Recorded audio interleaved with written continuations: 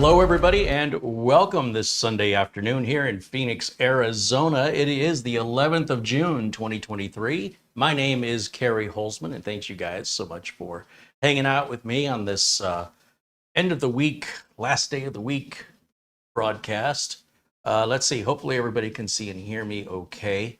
I tried to do a review of the GTR7 last week, or earlier this week. And, always want to be first, and rush to get the review out. And I have to tell you that personally, I was very much looking forward to this computer. I've been looking forward to receiving it ever since they announced it. And I was so grateful that they put me on the list of reviewers to receive a unit. And right out of the gate, we had a couple of issues. One, the Windows 11 installation wasn't quite ready to go. And two, we couldn't get the video to sync properly with the capture card. We weren't quite sure if it was a capture card problem, an OBS software problem, or if it was a problem with the unit itself or the drivers. I've tried a lot of different things to try and remedy that. We were unable to do it while we were live. And have since taken a different approach. I've opened it up, I've looked in it, and I have found that there is something different with the video that's being used on this mini PC. Now, this is AMD's RDNA 3, which is, it's going to put you on par with a lower level discrete graphics card, like maybe a low-end 3060. So for as far as gaming goes, if you're looking for a mini PC for gaming, it's not going to get much better than this. And further, for the price, this is an amazing value with 32 gigs of RAM and a 1 terabyte solid state drive. It's also an all metal case, and it has a very unique look. It's also very, very quiet. If you're somebody that is sensitive about the noise some of these mini PCs can make with their cooling fans, I think you'll be very impressed with the lack of noise coming from the Beelink's cooling solution.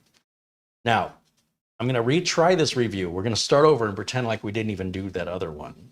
Because what I found is sometimes with this particular unit, even when I'm connecting to the monitor here that I use to monitor my streams, the monitor that I use to monitor, on reboots, a lot of times it'll say that the monitor will come up and say the display signal is at a frequency or a resolution this screen does not support.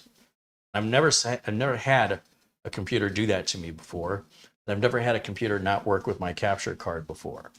But I will say I'm generally always prepared, and I could have resolved this if I was thinking more clearly, but there's a lot going on in my mind when I'm live, and I forgot that I had this Camlink 4K USB capture card, and the reason I have this is for emergencies, such as a video capture card stops working, or I'm having a compatibility problem.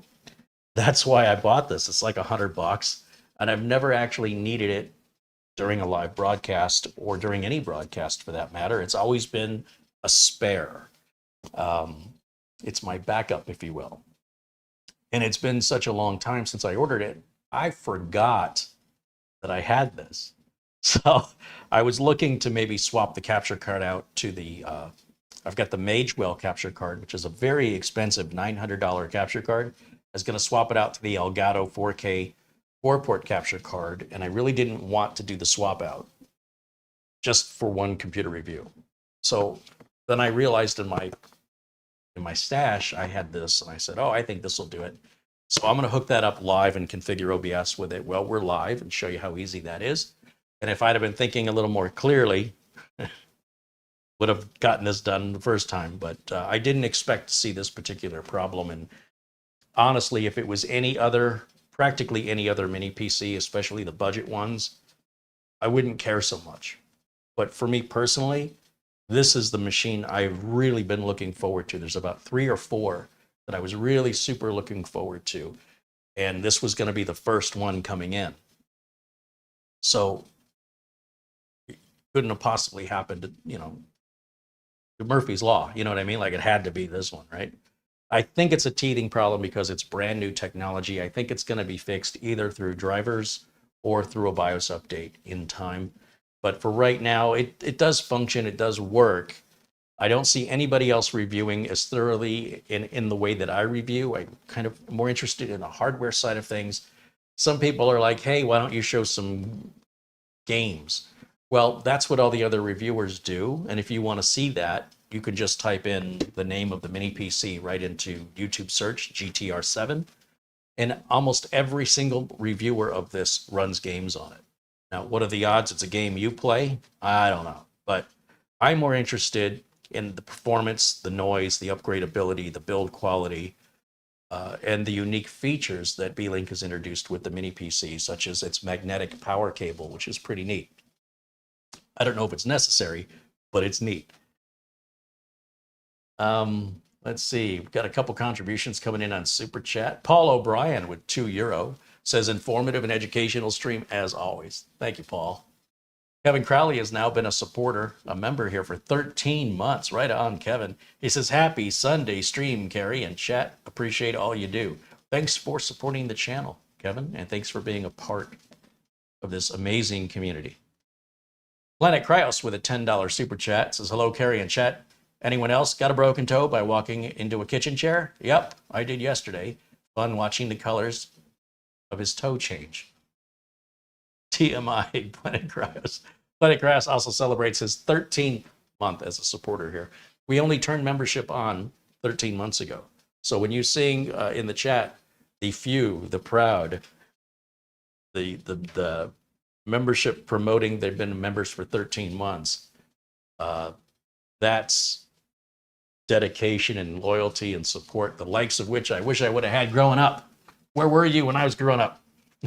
Thanks, you guys, for contributing and supporting the channel. It keeps me from having to sell out and, you know, become a corporate spokesperson. Instead, I can use the revenue generated from YouTube through contributions and memberships to purchase products so I can openly review them honestly with no bias and no repercussions from the manufacturer. So because of the generosity of the very few people, by comparison, you know, 99% of the people that watch, 1% give something back.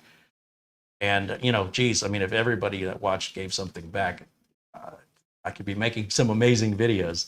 So that's what holds back the content, is I'm trying to use the money that comes in from those very few people that contribute. So I, you know, appreciate them so much. And I'm trying to spread that as thin as I can to stretch out, because the monthly memberships they're monthly. So I got to make all that last for 30 days worth of content. Beelink sent me this unit for free in exchange for the review. So thank you to Beelink for that. And we're going to go ahead and hook this up. And I'm going to talk about some of the product I have over here and why that's here as we go through the review. Camera girl, would you like to film? Are you up for it? All right. All right, we're going to get the camera girl put to work today. Hello, guys. Those jumping in just now saying hello. Yeah, we're getting a little bit of a late start today. There will also be a late start for the members stream tomorrow. I have an important errand to run in the afternoon. Do watch. The start time will be a couple hours later, I think, probably around this time tomorrow. That's for members only. All right, you ready to come on over? Let me get the close-up camera powered up here. All right, come on over. There we go. Look at the color on this camera. It's nice. All right, so we're going to replicate what we did the first time, which is just the replication of the unboxing. I've already got the plastic wrap removed from this.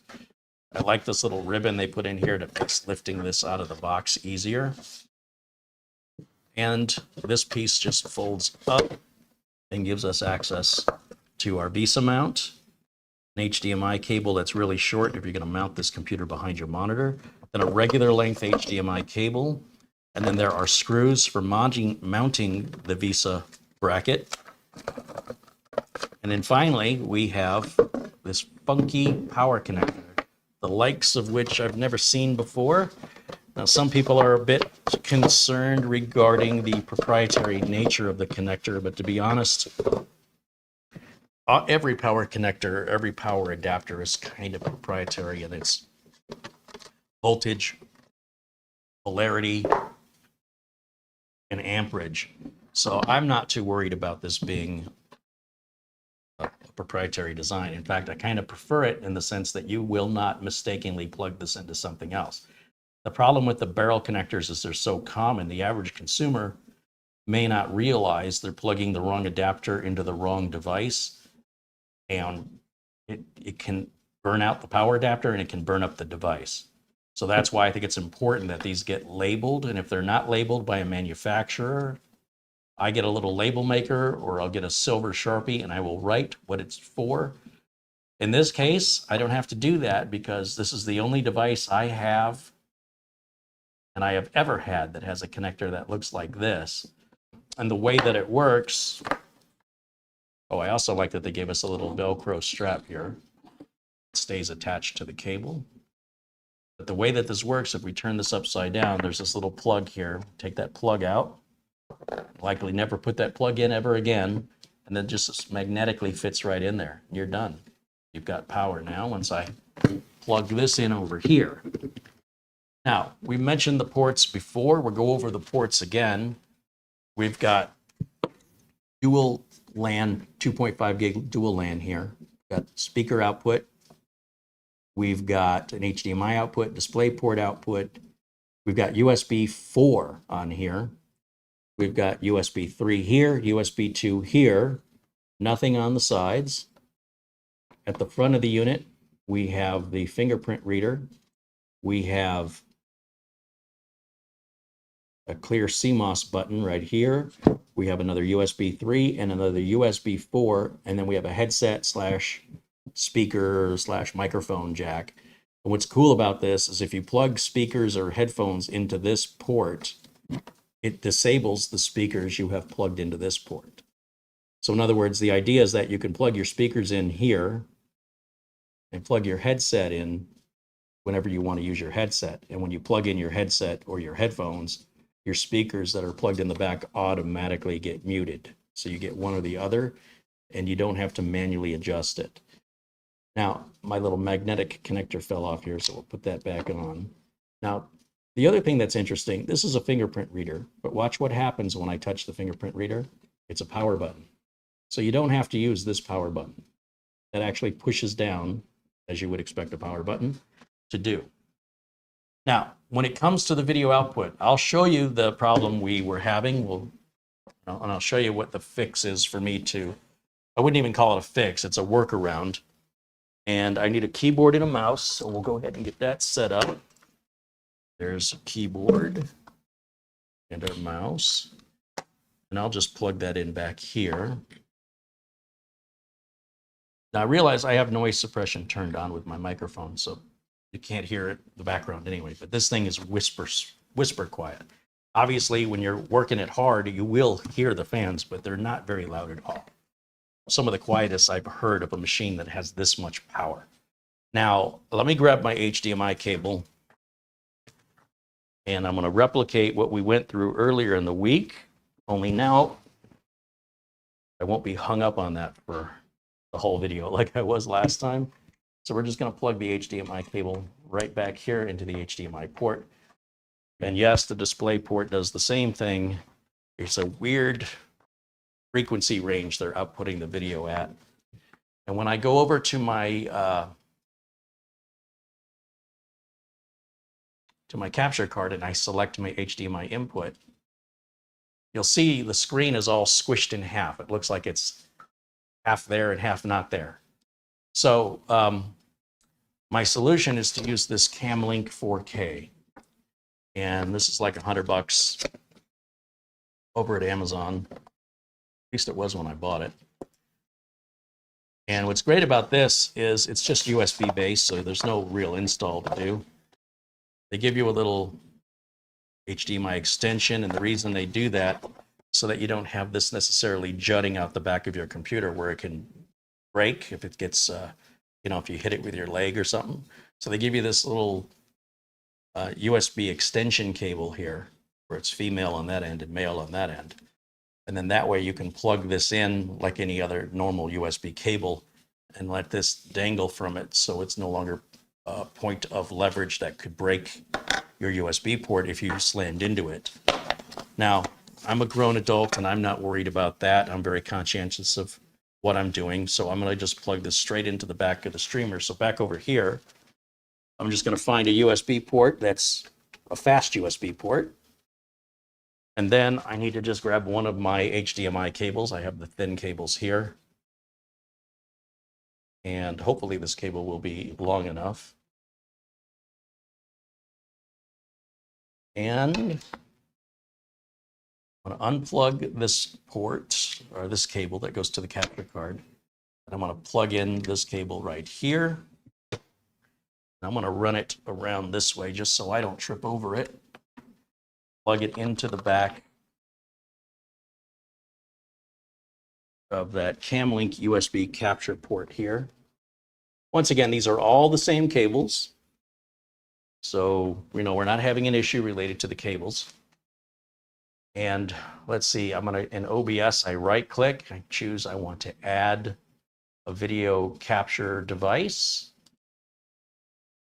And let's see, somewhere in here, create a new device. Whoa, there's the back of Camera Girl's head. Here's Camlink 4K. I'm going to select. Where did it go? Video capture device. Right click, properties.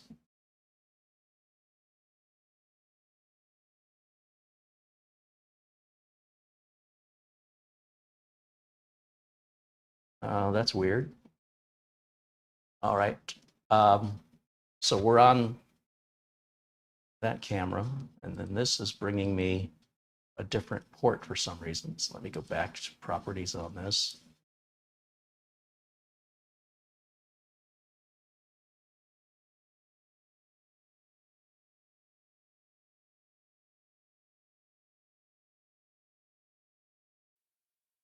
Now it says no signal. Let me unplug it and plug it back in again. Let's see if I have any better luck here. So I had set this up the other day and it was working fine. So I just have to configure OBS now for that new Camlink 4K.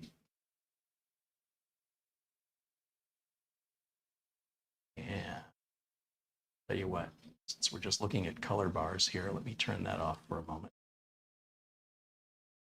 We are still running here. Yeah, we're still on. I did plug in the correct cable, didn't I? Sometimes I confuse myself. Camlink 4K looks like it's happy. I'm going to try plugging it into a different USB port. Come on down here. I'm afraid it wasn't plugged in that one all the way. See if I have any better luck. Yeah, now it says it's setting up the Camlink 4K. Then if I go back to my properties,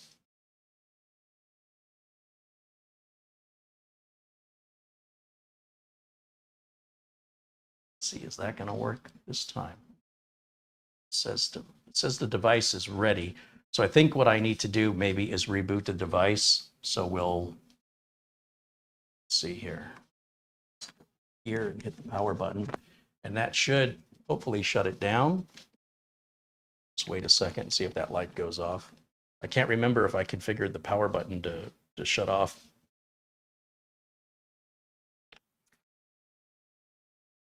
Apparently I didn't. So I'm just going to pull the power from the bottom of it. That definitely shuts it off. Then we'll plug it back in, turn it back on. Let's see if the video resynchronizes correctly. So whatever the video issue is with this, it's not just related to the single one capture card. Like I said, I was getting this on my monitor as well. So it still says I'm still getting a no signal on here. And I just want to verify that I have the correct input source selected here.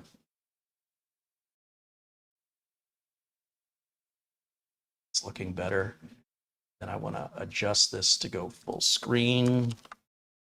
Now, in theory, I hope we get a desktop. We're getting some life out of it. Now, normally, if you just plug this in, especially if it's a higher end monitor, you wouldn't have any issues at all. I think this is just so high end, it's sending a signal out at a very high frequency rate. And everything I've got here is saying, I don't know what that signal is, but it does usually on a reboot with the monitor I intend to use, synchronize at boot up. And again, this is just something unique with the GTR7. And I'm getting a weird green screen here for some reason. So I want to just, one more time, I want to go to my properties. I want to make sure that that is set correctly. That looks fine. And then I'm going to also unplug it one more time. There. And I also want to plug it and unplug it from the back here. Sometimes I don't plug my cables in all the way. And that doesn't help problems when you're trying to troubleshoot. But it looks like that is not happy there. So I'm going to try one more thing. And that is just moving it to a different USB port. I'm trying to remember how I hooked this up over the weekend. I think I was in that port right there when I tried it. So I should just, it's very finicky.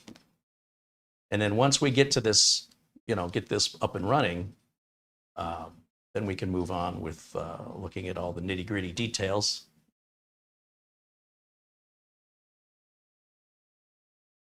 And it's still showing a green screen for some reason. So what I want to do is I want to turn this off one more time.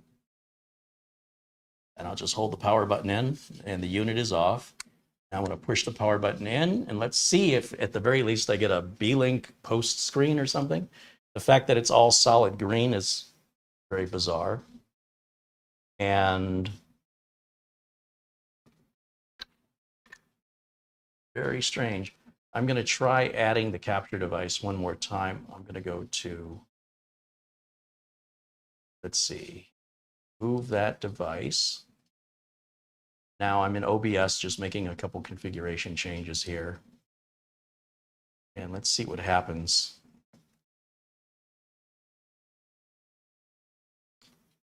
We're good. Okay, camera girl, you're good to go. Thank you. You're welcome. So now we have the display working correctly. And again, this isn't a normal process for me to go through. Very, very unusual. And I point that out because this is a brand new piece of hardware. And I suspect, despite no other reviewer mentioning this, it is possible, depending on the monitor you're using, that you could have some out of sync issues unless you've got a nice high-end monitor with it. I'll keep you updated and informed as updates come out. I expect as this goes out to the public, there'll be somebody other than me.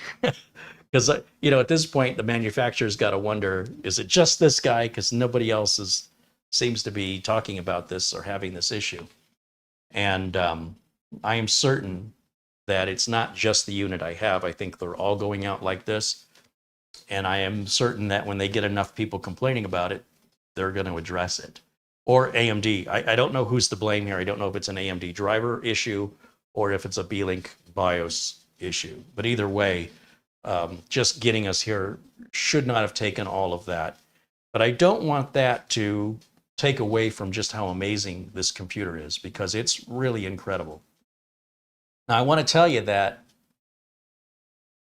I have opened this up and I have pulled out the 1 terabyte solid state drive because it only moved data at 5,000 megabytes per second. And with this computer being just so cutting edge, it doesn't make any sense to me why they sort of crippled the machine. Now, a terabyte of storage is great, but you and I both know if this is being marketed as a mini PC, it should have had 2 terabytes of storage in there, and it should, as a market leader, in my opinion, have a much faster NVMe drive in there. It's a Gen 4 drive. And so what I tried to do was I was going to put a 4 terabyte drive in the unit. This is the Team Group 4 terabyte drive here. They sell for $185, but it's got chips on both sides of the NVMe. And what that equates to is that this will not sit flat inside of this computer. They did not have any consideration for a double-sided NVMe drive. So instead, I went with the Fangjing, the 2 terabyte drive. As you recall, if I go to, let's see, go to my Amazon page here. Am I?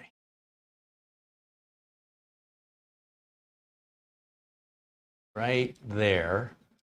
Okay, so the Fangjing S880 is a 2 terabyte drive that does 7,300 megabytes per second on the reads and up to 6,800 megabytes per second on the writes. And you'll see here it's $91.99. There's 10% off. That's about $9.19 off. Brings it down to about $82, $83. And it's Gen 4. It doesn't require any special heatsink. The same heatsink system they're using here on the GTR7 is ideal. And you can put 2 of these in there. There's 2 M.2 slots. So that's exactly what I did. I opened this up. I put 2 of these Beijing. I thought this said, when I looked at it, I thought it said Ranjiana. But no, that first letter is a letter F and the last letter is the letter G. They could have done better with their logo. So Fangjing, or however it's pronounced, Fanxian. This drive is really impressive.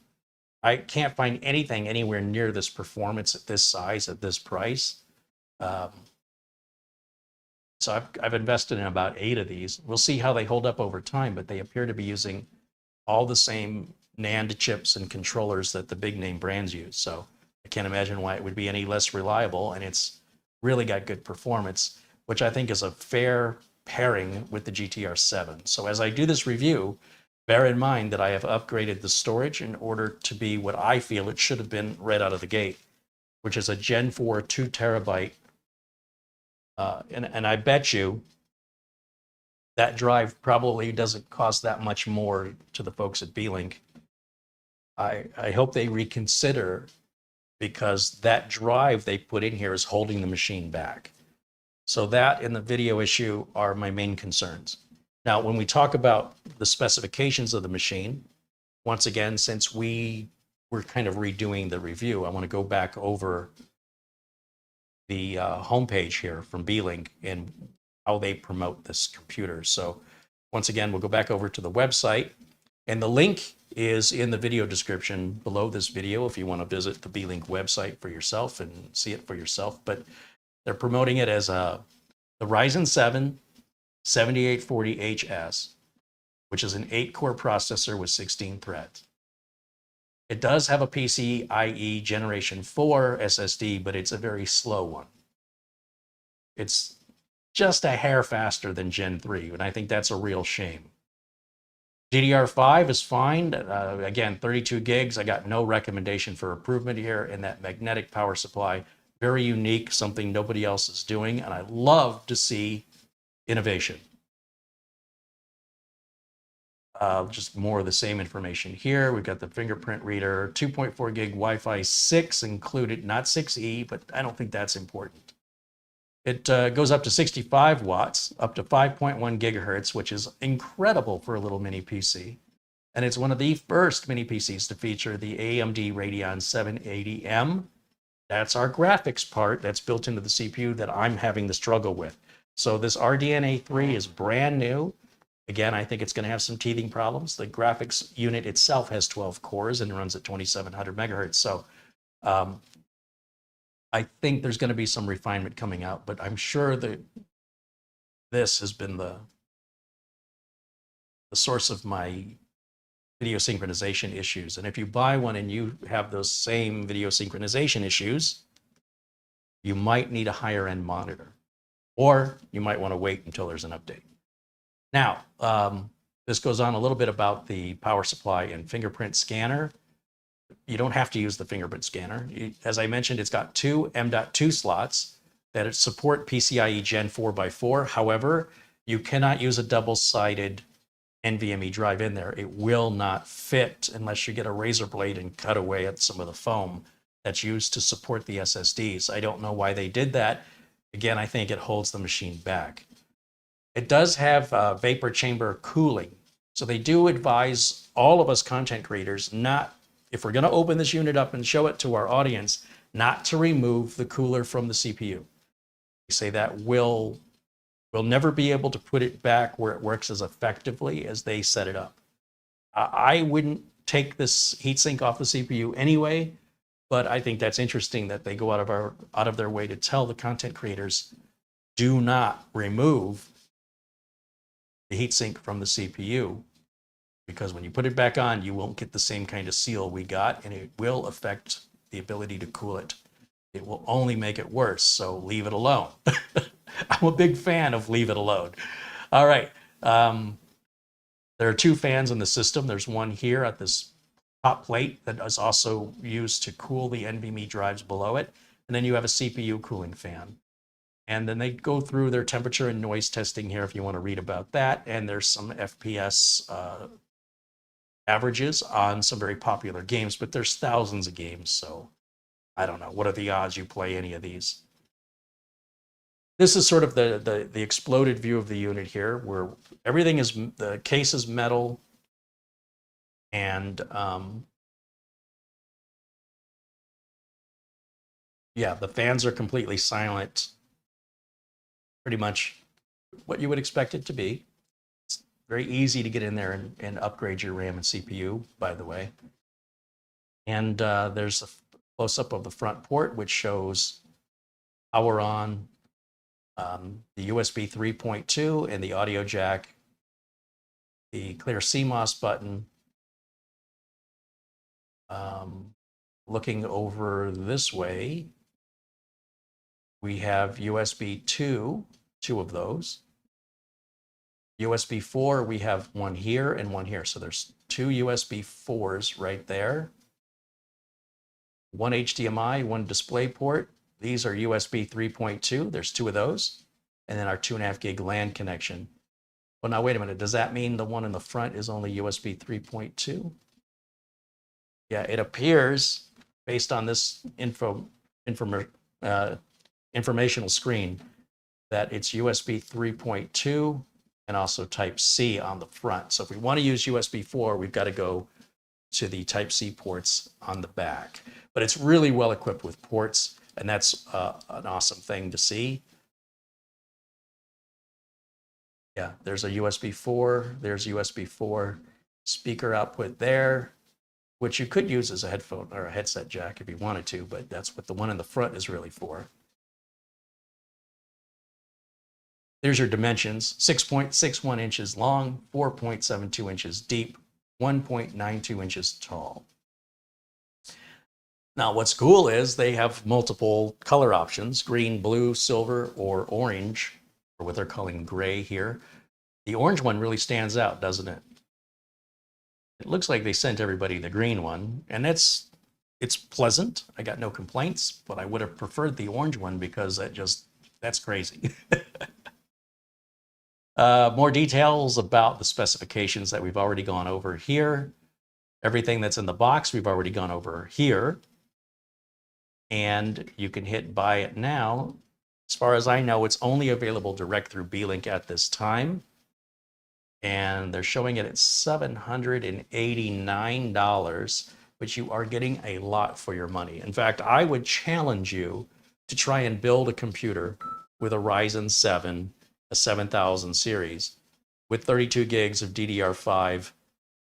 And even if you put in 1 terabyte of Gen 4 storage, along with Windows 11 Pro and a CPU cooler and Wi-Fi and Bluetooth, I think you're going to find yourself going above $800, probably closer to $1,000. So you're really getting a good value here. And I imagine because it's a brand new product, in time that price will only go down. So that's something else to consider. Okay, so with that, let me go back over to camera 1. There we go. And let's see what people in the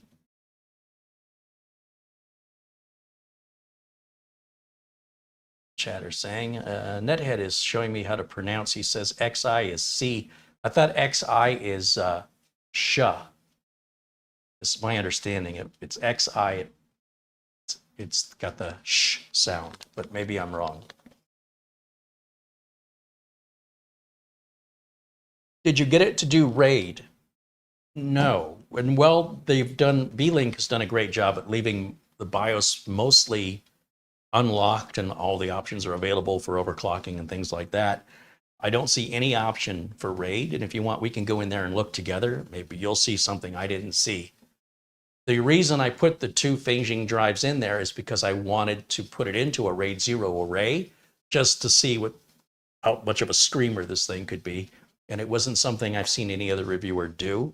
And I always want to do my reviews differently than you see everybody else. As I mentioned, if you want to see how gaming is done and you just want to see random games being played by reviewers, literally look at any other GTR7 review. None of them are done the way I do them.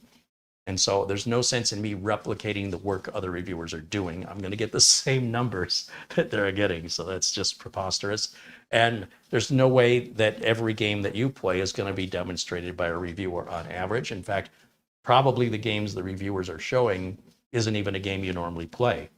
Everybody's got their choice of games, and there's over 1,000 different possible games that are currently being played by people in mass. And then there's probably 10,000 games that are just, retro games or older games that, or unique games that not many people play. So it would be unrealistic to try and emulate or to demonstrate the game each individual viewer plays, because the rest of the viewers aren't interested in that, and you'll end up with a video that's 30 hours long. So at some point, you look at the specs, you look at what your game requires, and you make sure you make a purchase from a place that has easy returns if you want to send it back. If and when Amazon is offering these, Amazon has a 30-day return policy. That way you can have peace of mind. But bear in mind that whatever game you're playing, you'll likely lose interest in that game. So buying a machine that can play that game well is kind of short-sighted from my perspective. So, there'll be some other game that comes out. I'm more interested in how this works just as a computer. How it plays individual games, I really don't care. And as I mentioned, lots of other reviewers are already covering that, so we don't need to do that. Nick Poverman says my other links are not in the show notes today. Thank you, Nick. Yeah, so because this is a redo, it's got very different show notes. I will correct that later on, but thank you for the reminder. David Graham said it's a laptop in a box. Well, but it isn't. A laptop has a screen. A laptop has a battery. A laptop has a keyboard. A laptop has a trackpad. Yeah, it's not a laptop at all. In fact, the Minis Forum Nook i7X is actually a laptop in a box, and it's about the size of the bottom half of a laptop. This is much, much smaller, and I don't think it's fair to suggest that that is in any way, shape, or form relatable to a laptop at all. Total Blop says almost all of the few competitors so far support power through Type-C. Do you think Beelink is a big miss here? Not for this unit, no, because this is a high performance unit. And I think you're going to find most of the high performance laptops or high performance mini PCs are not utilizing USB-C yet because of power limitations. Now, it would be possible, I think, to go to 130 watts on USB-C, but you're going to find USB-C power on smaller, less powerful units that don't require so much power draw. I think it's a bit early to expect high performance items to use USB-C power. Now, that being said, the Galaxy, Galaxy Book 23, what is it called? Galaxy Book 3 uses a very large USB-C power. And I would even venture to guess its power adapter is bigger and heavier than that one. So be careful what you ask for, because you might end up with a power brick that's massive and the USB-C port that is likely only going to work with that particular power brick. Finding another power brick that can put out that kind of wattage, it's just very difficult right now. So I think you're just a little early. Another couple of years, I think that'll be pretty standard, but too early for right now. Let's see what else. Jim KJ3N says esports titles should run fine. I would agree with that. Some guy over 40 says, are they using liquid metal? Well, they're using a vapor chamber. So I don't see any discussion of liquid metal being used. That's something Miniswarm is doing, but I don't see Beelink saying that they're using liquid metal. But they are using a vapor chamber for the cooling.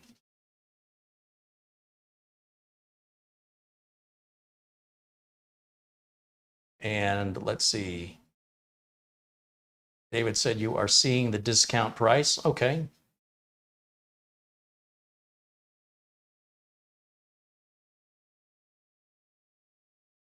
Just looking through the chat to see if there's other questions I have missed here.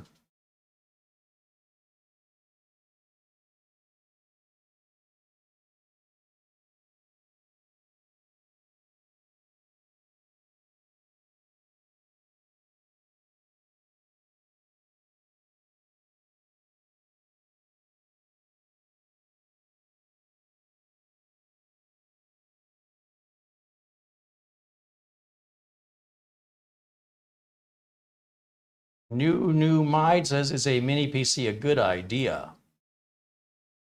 Well, I mean, it's up to you, isn't it? Like, I can't tell you what something has value to you. You might throw something out into the trash can, and somebody driving by might take it out of the trash and take it home. Where you don't see value, somebody else might. Now, for me personally, I love the mini PC idea, and many of the mini PCs I've seen completely blow my mind. When you consider as a PC seller, and I hand make them, I'm making machines that are much, much bigger. They cost a lot more to ship. I love the idea that I can ship these for a fraction of the cost. There's really nothing to break. And sure, they're not as repairable or upgradable, but everything is built so well in general in manufacturing through automation. The quality control is outrageous. So at the end of the day, it's really about convenience. It's about price. It's about capability. And if it checks those boxes for you, then it's a good idea. If it doesn't check those boxes for you, then it's not a good idea for you. At the end of the day, that's really your decision to make. And your decision has no impact on anybody else. Just because it doesn't fit in your world doesn't mean it doesn't fit perfectly in somebody else's. I also love the idea where these can sit on a desk at the workplace. They're going to be able to surf the web and email and do, in this case, some very powerful things for less money than the desktop, takes up less space on the desk. And I mean, it just seems to me, from my personal opinion, that this is a step in the right direction. Most people don't keep computers more than 5 to 8 years anyway, and they replace them.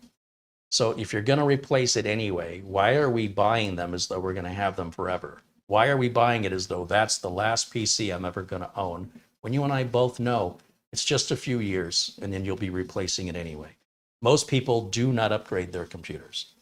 When people go to the Best Buy or the retailer and they buy the pre-built, machines, I can tell you, as a working technician with over 30 years in this industry, the vast majority of average consumers, they never open it up, they never change anything. When it dies or it just gets too old and slow and they can't bear it anymore, finally they'll break down and open their wallet and buy another one. So it's not as though we're buying one thing and we're going to keep it forever. So let's be realistic about that. I also know that on YouTube, there is a unique audience of enthusiasts who do things that don't make any sense because they're pursuing a passion that fills an emotional need and not a logical or practical or pragmatic need. And I'm not here to provide information to that audience. I'm here to provide information to the average computer owner, which I'm sure most of you are not. But my goal is to attract those average computer owners to my channel so they finally have a place to go that isn't all elitist and snobbery. And so for that, you know, the things that you guys, the vast majority of you are concerned about, things like what's the temperature of it, or, you know, USB-C power. Your average consumer could give a rat's behind. They don't even spend a fraction of a second thinking about that or even considering it. They don't care. All they care about is how much is it? Does it work? Is it reliable? And is it convenient? So, you know, some of the machines you've seen me build require 2 people to pick up. Look at the big beast build. It's a $10,000 computer. You know how many of these I could buy with $10,000? And at the end of the day, which one's more powerful? 10 of these or one big beast? I'd say 10 of these together are way more powerful if you add up all the resources. But that being said, at the end of the day, what you do for you is entirely up to you, but just for you. It's not right for anybody else. So as I do my reviews here, I'm trying to be very practical and pragmatic about regular usage. Now, I'll do my best to answer those niche questions, but do understand that there are other YouTube channels that do reviews that accommodate this passionate group, we'll call it.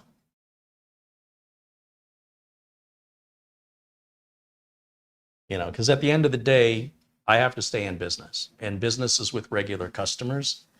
The people that are the most demanding usually do their own work. They don't hire somebody like me, so that's not where business is. Now, yeah, David Graham says he builds a new computer every 3 to 5 years. Yeah, versus upgrading, right? You just build another one. A lot of times, if you wait more than 3 or 4 years, you have to upgrade everything except maybe the power supply and the case. And a power supply and case are a little over $100. So why not just spend the extra $100 and have a second computer and use the other one, leave it alone, don't take it apart, don't upgrade it, use it as a backup or give it away or sell it to help pay for the cost of the new one.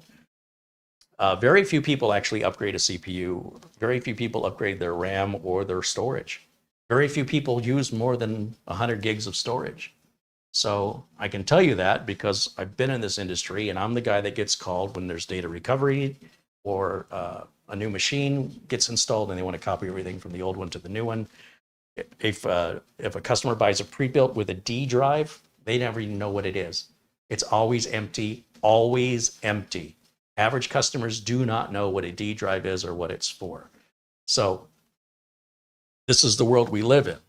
And YouTube allows sort of this unique collaboration of enthusiasts where when the average viewer goes to watch these videos, it goes right over their head. So I'm trying to make my videos for the average user so they don't feel so alienated and they don't feel like they're made to be dumb because they don't care about such things as the heat or the temperature of the case and all this other nonsense that people obsess over that in the real world means pretty much nothing in corporate America.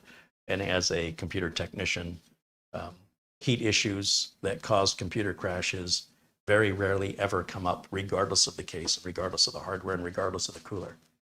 So it's just an obsession. I don't know if it's healthy, but it's an unusual obsession that is not shared by the vast majority of computer owners. So I don't want to feed into that. But what is universally wanted amongst all computer owners is a fast, inexpensive, or affordable, reliable machine. And so depending on what budget we have to spend, and that's the thing about a lot of the elitists and enthusiasts, is there's a lot of snobbery, but very little money being spent. A lot of people will turn their nose up at something not being good enough when they never had the money to buy it anyway. They're just saying, well, even if I had the money, I wouldn't buy it. No, you wouldn't. You wouldn't buy it. You don't have the money, and so it doesn't matter. So when we talk about what really matters, we're talking about people who are actually spending their money for this stuff, not people that are just criticizing it, who never were going to buy it to begin with. That's a little frustrating from my perspective as well, because their opinions don't matter if they're not buying. So when somebody says, look, I've got this money in my hand and I've got a need to fulfill here for a computer, what would you recommend? depending on how much money they've got to spend and what their needs are that need to be met, then I do my job as a consultant to be able to identify what is going to be a great solution for them. And I can tell you, for probably 8 or 9 out of every 10 customers, this is going to be cheaper, more convenient, and just an overall better value for the vast majority of customers that of any customer that's ever called me. Very few of them actually need a desktop, and very few of them know that they have any choice. So this is no joke. The GTR7 is a very powerful mini PC, and likely is more powerful than the computer you're watching this video on. So that's why I was a little disappointed that I was having the video issue. However, it's, I do believe, just a teething problem because it is the latest and greatest in technology. So I'll show you, if we go back now to our HDMI input here, let me go back to, oh no, I set it up over here. Let's go back to the desktop. There we go. And I want to show you the difference with the Fangjing S880 drive we put in there. So crystal disk mark. Check this out. We were getting only 5,000 on the reads and 3,700, 3,800 on the writes. Well, now watch what it does. And this is a very inexpensive upgrade. And honestly, I think the choice of SSD that Beelink used here is holding the machine back.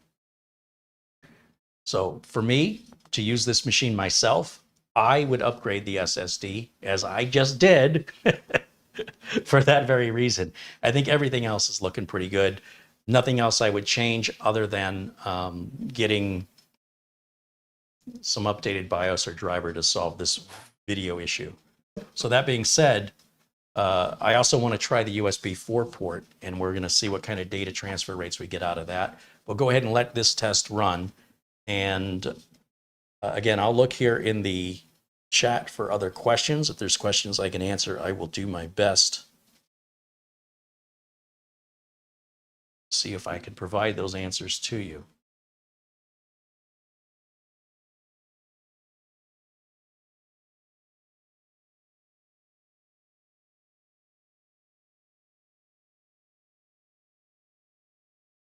What is the video output of this computer?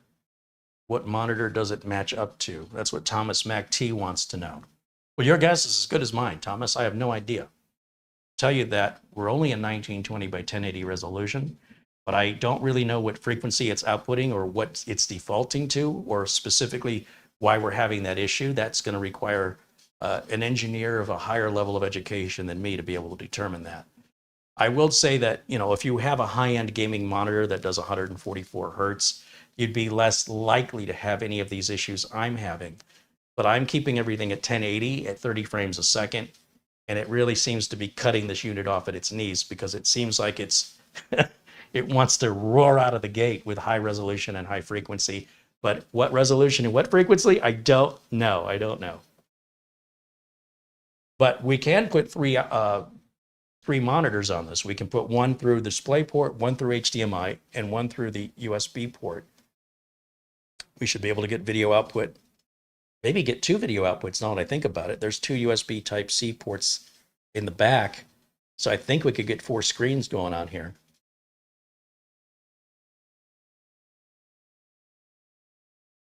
Patrick says, for a guy griping about chasing benchmark, you spend a lot of time doing benchmarks. No, I don't really.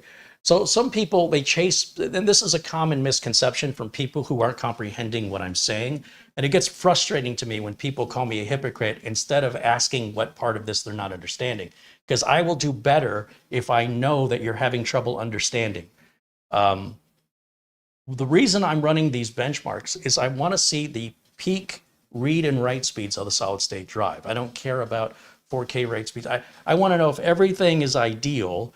Am I getting into the ballpark range that I want to be in? I'm not looking to hit a specific number. I'm not looking to overclock it. I'm not looking to push it further. I'm looking to say, under normal operations in this environment, under these conditions, what is the best I could expect? That's all I'm doing. I just want to know what is the peak penultimate ability of the machine. I am not chasing a benchmark. I am not trying to achieve a higher benchmark. I want to evaluate the ability of the components, and the ability in that SSD that was in it was slow. It felt slow, and I used the benchmark or the measurement to verify my feeling, to vindicate, yes, it's not just me. It is in fact slow. That's all I did. I'm not here trying to say, here's how you can get 100 more megahertz, or here's how you can get 100 more megabytes per second. That's called chasing benchmarks. That's not what I do. And it saddens me that you don't get that. It really does sadden me, because I need vindication of what I'm feeling. And the only way I can do that is to measure. So I'm not chasing the benchmarks. I'm using them as a tool for measurement, nothing more. Once I have that measurement, then I know how to proceed forward. As long as that measurement falls within a certain expectation, it's good enough.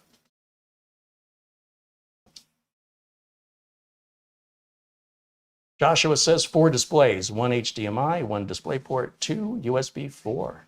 Yeah. Patrick Doyle says hello from the UK. Hey, welcome in, Patrick. All right, so here we are with our final numbers, and you can see it does fall a little short of the 7,300 that its potential is, and it does fall a little short of the 6,800 that its right potential is. And I'm not here to chase that. You understand what chasing benchmarks means? I'm here to measure it. We've got our measurement. That's all I needed. And the measurement falls within spec. I'm happy with that. Now, when it comes to the USB 4, if we go over to, let's see, let's go to camera 1 here for a minute. I have this SanDisk Extreme Portable SSD that says it can do 2,000 megabytes on the reads. Was it reads and writes or just reads? And I've only seen one machine that was capable of pushing this over 1,000. Yeah, those are the reads, up to 2,000 on the sequential reads. And this isn't even USB 4. I think this is USB 3.2. Anyway, I want to see what it does. And we're going to test it here live. Once again, we're measuring. Nothing wrong with measuring. If what you're trying to do is change the measurement, then you're chasing the benchmark. That's not, I don't have time for that nonsense. It's either going to impress me or it's not going to impress me. So I want to see 2,000 on this. I'm going to plug this in here in the back. And then we should see, let's see, I got to go full screen over here. Screen. Okay, we should see this appear.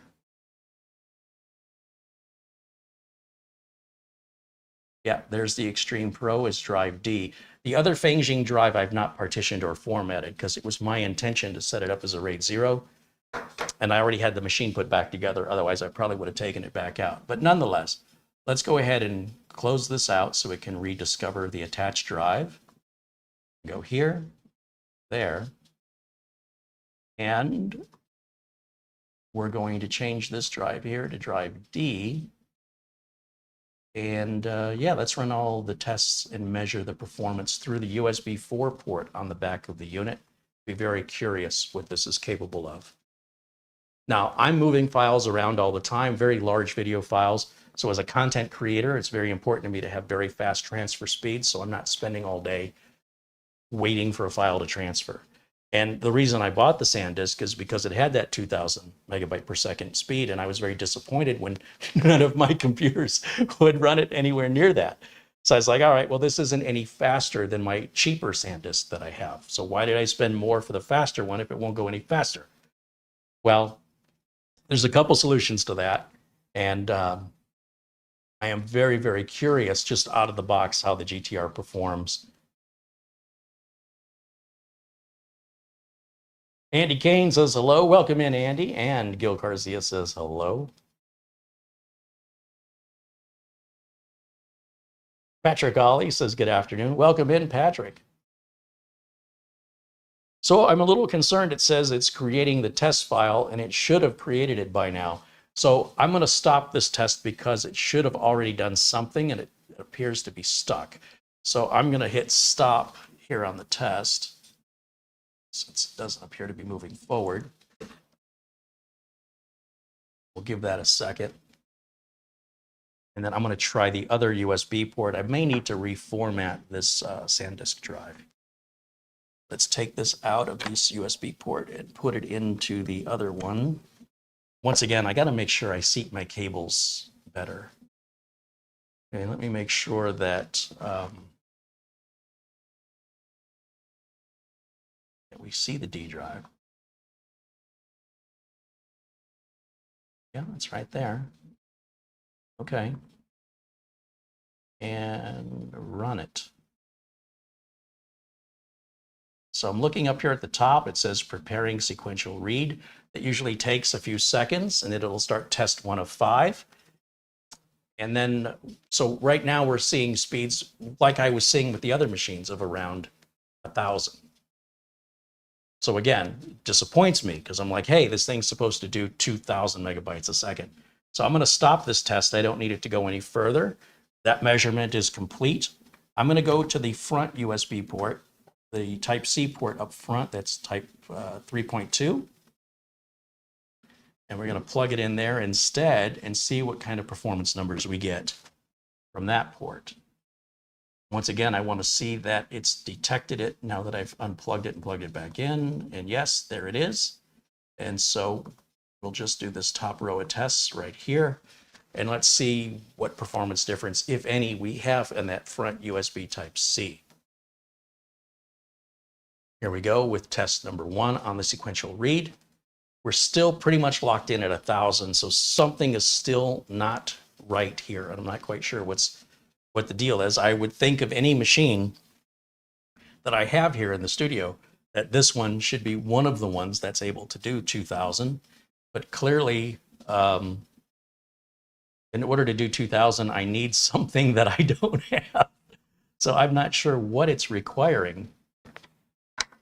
But nonetheless, that's fine. All that tells me is the cheaper SanDisks that I use are going to perform as well as this more expensive one on this GTR7. So that's another disappointment that I have with the GTR7. I was really hoping it was going to live up to that.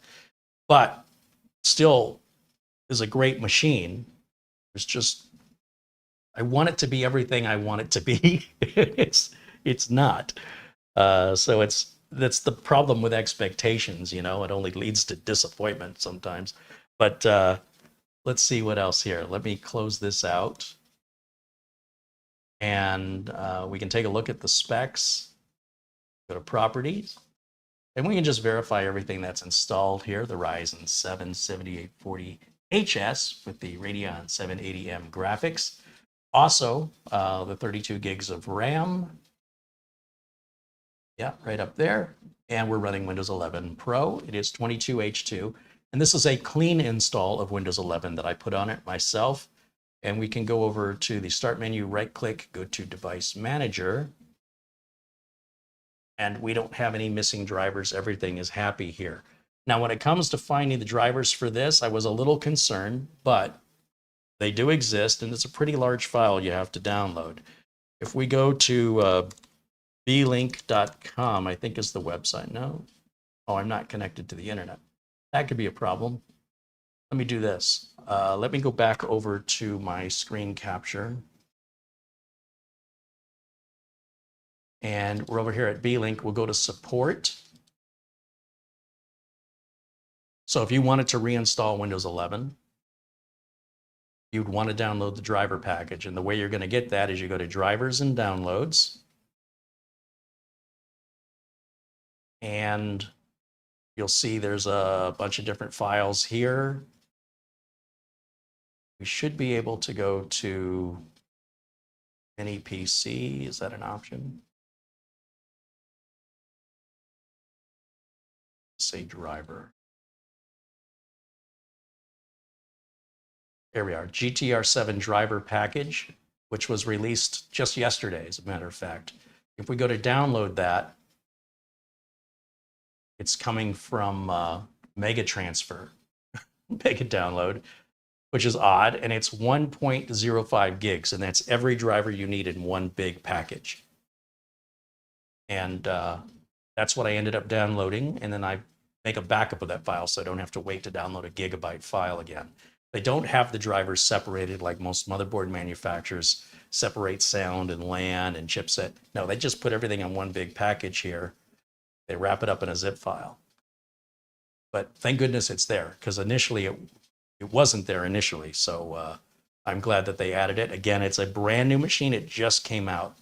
So we got to give them a little bit of consideration to have time to set things up. So they didn't waste much time in that, and they do provide the drivers, and they do work. Everything is complete. Chris Johnson's been a member now for 13 months. He says, hello, everyone. Hope your Sunday is going well. Thank you, Chris. Thank you for being a member here. 3D Everything with a $20 super chat says, Uncle Kerry is checking if the computer's performance and its components meet the specs as advertised as part of the review. I get it, but some people just don't. Thank you for what you're doing, Uncle Kerry. Well, thank you for getting it, 3D Everything. I appreciate it. It's frustrating. People spend that much effort trying to find something to call me out on or challenge me on, instead of putting that much effort into understanding the information better. But they could also just ask. Dave E has been a member for 12 months. Right on. Thank you, Dave. And Jason H88 has also been a member for 12 months. He says not quite 13, but almost. Tim Davern is a member for 13 months. He says hello and thanks for all you do, Kerry. Your content is much appreciated. Thanks, you guys. Planet Cryos is a member for 13 months as well. Love it, love it, love it, love it. All right, now, scrolling. Let me see if there's any questions related to this mini PC that I can answer for you guys. Shamim says hello. Welcome in, Shamim.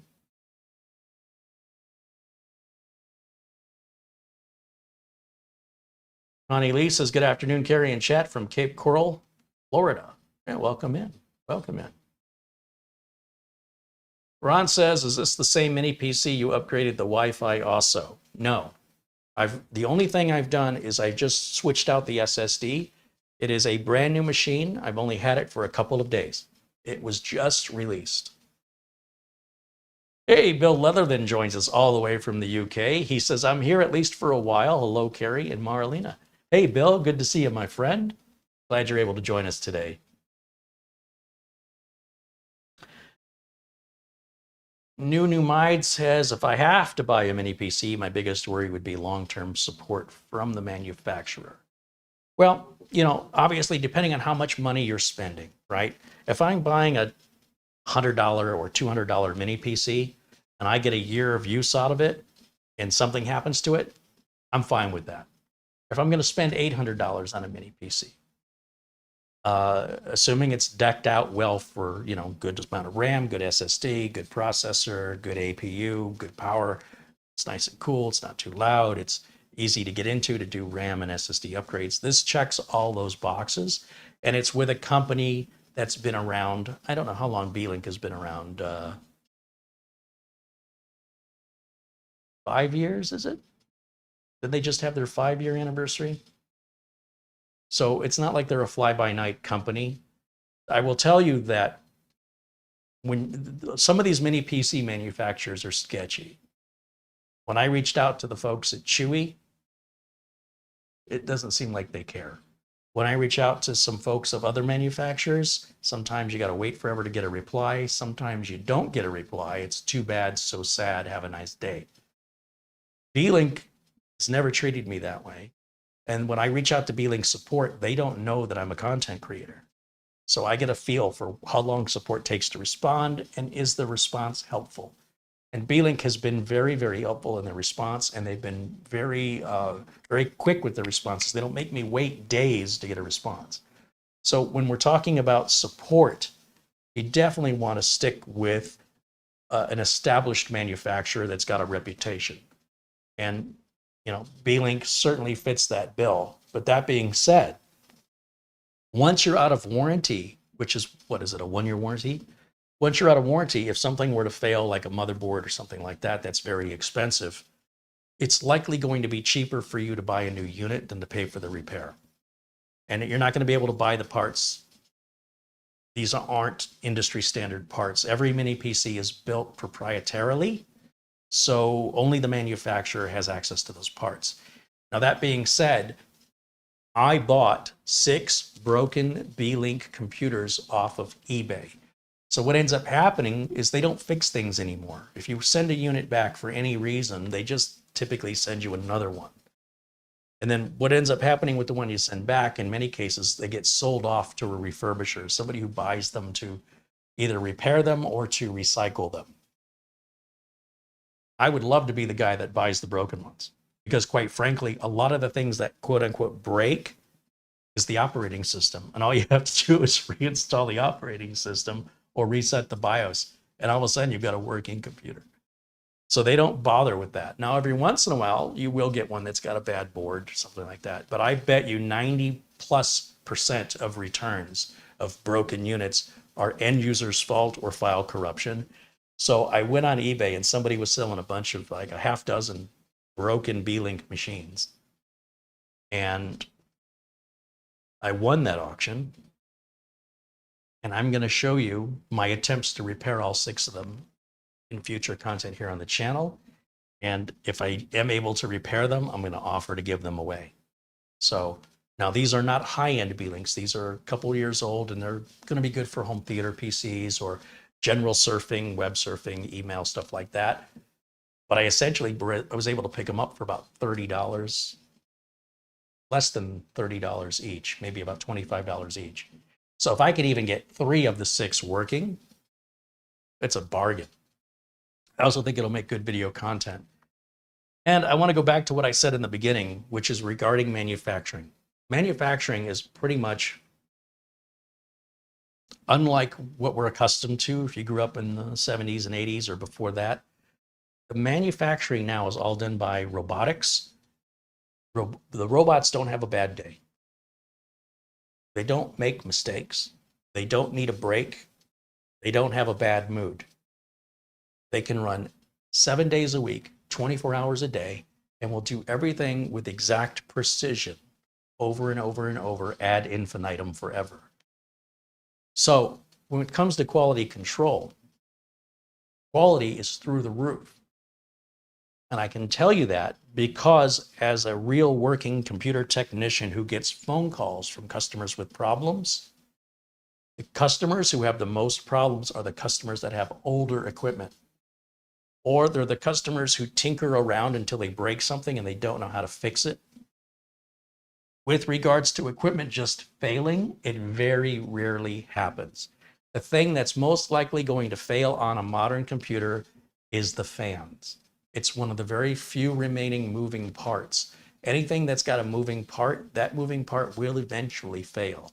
There's not much we can do on that. So when it comes to your CPU, when it comes to your RAM, when it comes to your storage, it would take a very long time, statistically speaking, for you to experience a failure with that under normal environmental and use case scenarios.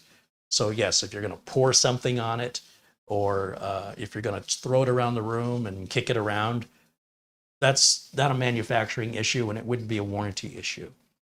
So the concerns we used to have about support 20 years ago, they're all but alleviated at this point. And, you know, the only way you're really going to understand that is to have the experience. I don't know what else I can tell you to ease your mind when it comes to that, other than if you get the unit and it works out of the box and it works for the first 30 days without any problems, it's likely going to continue to work beyond its useful life, where you're going to say, I can't use this anymore. It's too slow, or it doesn't have the ports I need. It doesn't have USB 6 or Wi-Fi 11 or whatever, right? And this is going to feel old and slow, and you'll replace it for that reason, more than likely. You won't replace it because it just stopped working. Unless you did something to cause a corruption, or maybe there was a power outage, it corrupted the operating system, and that's a super easy fix. It doesn't even require any parts. So I can tell you that anecdotally because of what I see day to day in my business. And what my business is today is very different than what my business was 25 years ago. The types of repairs I'm doing, like hard drive replacement, I just don't do hard drive replacements anymore because nobody has a hard drive anymore. And beyond that, the hard drives they're making today are running better. Further, with everything going solid state, And CPUs now able to literally junction throttle themselves to slow themselves down if they get too hot. I don't see burned up CPUs anymore. I used to get AMD Athlons that were cracked in half because the stupid heatsink plastic parts on the socket broke off. Customer doesn't know that. They turn the machine on. And anyway, none of that's possible on these machines. So all those kinds of repairs simply don't exist. Now, yes, that's not to, I want to be clear, that's not to say 100% of every one of these machines ever made is always going to work. But statistically speaking, the number of failures on modern day computers is much, much lower per 100 or per 1,000 than it was 20 years ago. And so your likelihood of experiencing a failure, again, outside of a power spike or you spill something or drop something, just a mechanical failure or an electronic component failure, very, very unusual these days. So things just keep getting better. We keep evolving. And yeah, when you get up the guts to try it sometime, I think you're going to be very impressed with modern day manufacturing. Eugene wants to know if Windows is activated. Hey, you know what? That's a fair question because I reinstalled Windows 11 Pro, did it myself, did not put in a product key. Let's check it and see what it says. If we go over to, which one was it?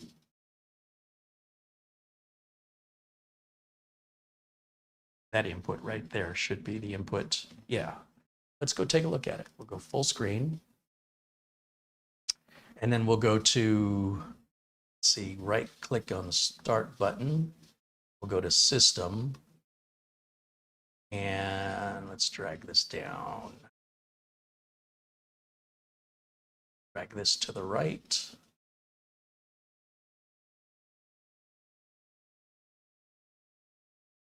This mouse is so sensitive.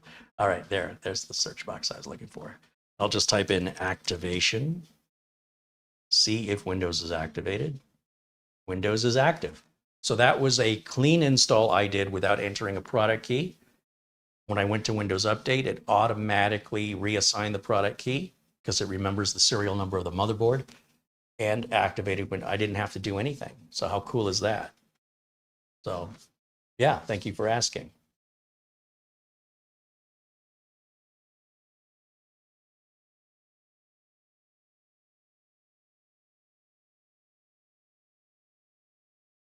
Am I going to try Prime 95? You know, certainly we can try Prime 95 on here. And we'll see if the fans get loud. We'll see if the temperatures go high. Sure. Once again, it's another test I'm not seeing other reviewers do. And that's what I want to do here in this video. It's what you're not going to find from the other reviewers. So let's go to, back over to input here. Make that bigger so I can see it. Okay, there it is. All right, so we're going to go to yellow folder. And this is my utilities. And in utilities, I want Prime 95. And I want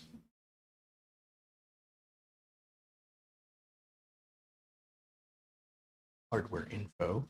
Let's start up the hardware information program first.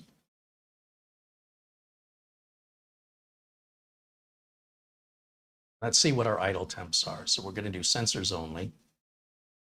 Yeah, tried to bring up the internet. I don't have the internet plugged in right now. Sensors only, and we'll hit start. And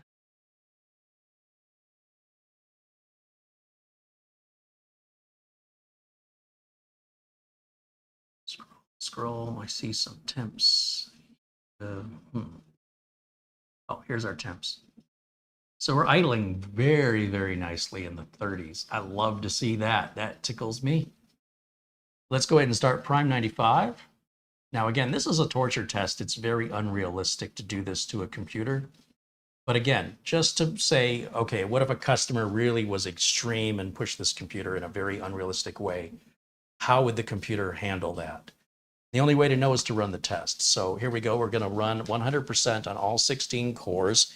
And I'm going to start my timer on my phone, or my stopwatch rather. And we'll wait and see.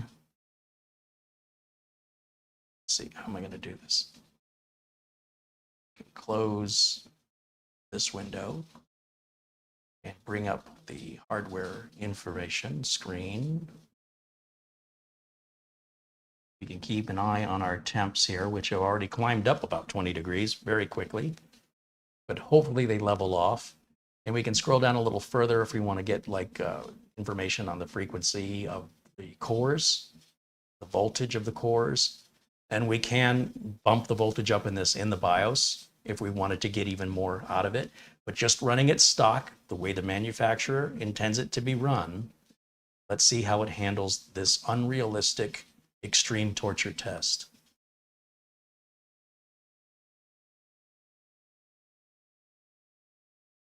Okay, that's our drive temperature, so I'm not worried about our NVMe drives temperatures. Those are going to be fine. And then these are our CPU temps, and then individual core temps are underneath here. And we'll keep an eye on it, see how it's going to do. I don't want to see this go higher than 85 on a desktop build. I would allow a mini PC to get up to 95.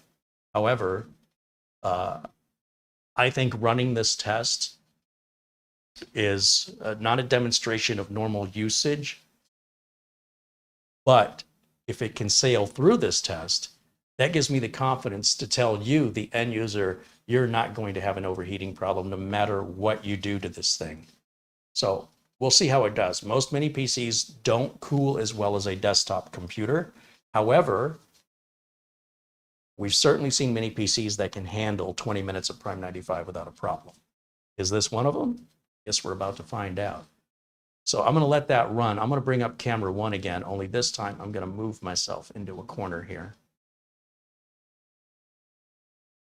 And while that runs, and I can't really see it because now the window is really small, so if there's anything that I should know, please let me know in the chat room. All right, let's see.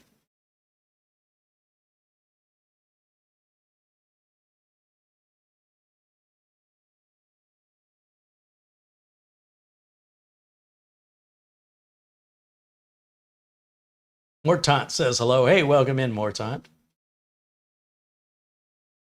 Yeah, and Luke Greeny is joining us. Ron Toomey says, I'd be curious to see how warm the power supply gets. Well, the power supply it's way far away. So what do I care how hot the power supply gets? Except that I just unplug it. See? I unplugged it. Now we have to start over again. Silly me. Well, I guess I can take my flash drive out. We're going to have to start the test over. I allowed myself to get tricked by the chat room. We're going to fire this back up and start the test over. So I have to reset my stopwatch here. Planet Cryos with a $3 contribution. Thank you, Planet Cryos, for your super chat contribution. Would this PC be good for YouTube creators? I think it would. Yeah, you should be able to. This would be a great editing machine for content creation.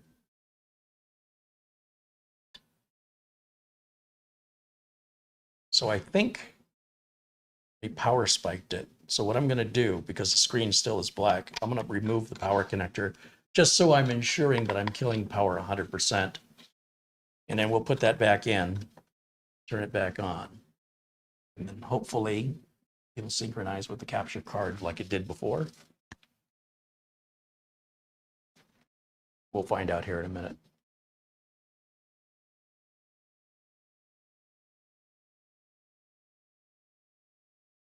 Normally at this stage, I would see the Beelink logo, the power on self-test, and I don't know if it's outputting it and it's just not getting caught by the capture card, or if I've corrupted it somehow by unplugging it.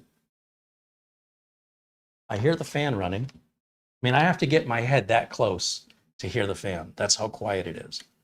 I want to make sure, the HDMI cable's plugged in correctly. The other thing I can do is I can hit the clear CMOS button just to clear that out. And I'm not quite sure You have to hold that in a certain amount of time, or if the machine needs to be in a power off state. So I'm going to power it back off again.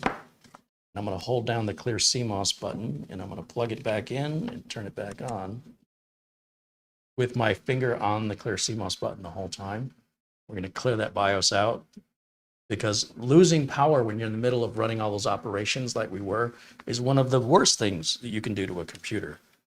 However, modern day computers usually recover from that quite easily. But when you combine the fact that this has the video output issues that I've been having with it, I can't tell if it's having trouble starting or if we're just back to a synchronization to the video issue again. That I'm not too sure about. One other thing I can try, I have the portable monitors, and I think this may be a good case to bring a portable monitor out just to verify if we can synchronize better. So we will pull out the portable monitor and set that here. I need a USB cable. Let's see here.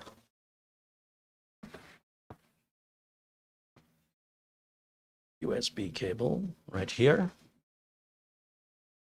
We should be able to go from the Type-C output on the front to the Type-C input on the side of the monitor. And I'm not even sure that this will do video out on the front.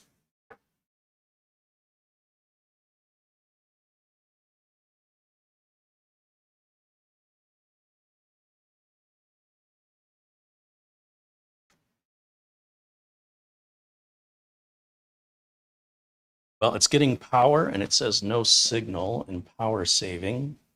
That's promising. So I'm going to turn this back off. I'll just hold the power button in for, well, yeah, it's already turned off. I'm going to unplug the HDMI cable, so this will be our only monitor. And let's turn it on and see if this monitor initializes. Not quite sure if Windows has to load for that to work or not. Probably something I should have tried while we had Windows up and running, just to verify that that would all work. Because when we're in a state like this where we're not sure if it's not booting or not, this just adds to the confusion. But it's okay. It's part of the fun of doing this for a living, and I'm not seeing any video output coming from that at all. So we will check one more time. Let me get this out of my way. Set that over here. And I'll plug my HDMI cable back in. And then the other thing I want to do is disable my HDMI, then re-enable it again, just to see if that was going to make a difference. And it doesn't seem to have made a difference. So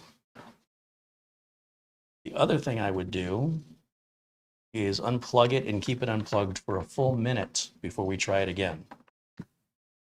I have to say, inside, every time I'm having a problem with this GTR7, my heart just drops a little bit. I'm like, I understand we get a little bumps in the road getting it set up, but I thought we were past that. And the last thing I expected is that we would continue to have any issues moving forward. I thought, once we get past this, everything should be great. So I've been very optimistic about this machine. And because I'm so optimistic about it, that when something happens that I wasn't expecting, it stings a little bit more than if I didn't care. You know what I mean? But it's nothing devastating. At least I don't think it is. It's just unexpected.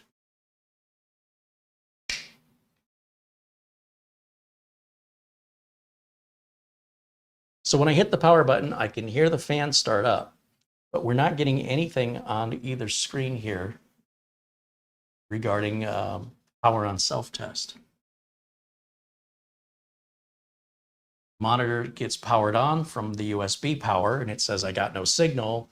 And then the monitor says I'm going into power saving mode. That's what you saw flashing. Nothing regarding any information coming from the GTR7. The other thing is the way I've got it plugged in here at the desk, it's a little loose, which I just realized when I moved it. And so just by me moving this See, now it's fine. I'm going to unplug it from there. I'm going to plug it into the next one over, hoping that that's going to fit in a little bit tighter. Turn it back on and see if we have any better luck that way.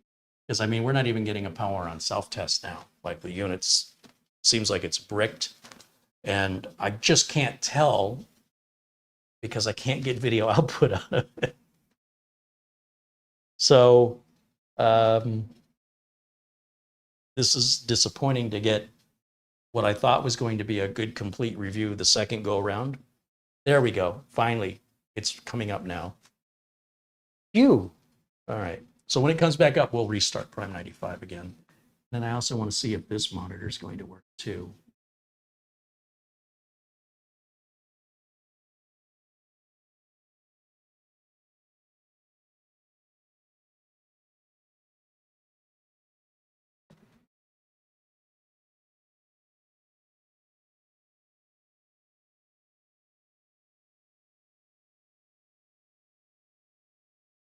Staying on that post screen an awful long time.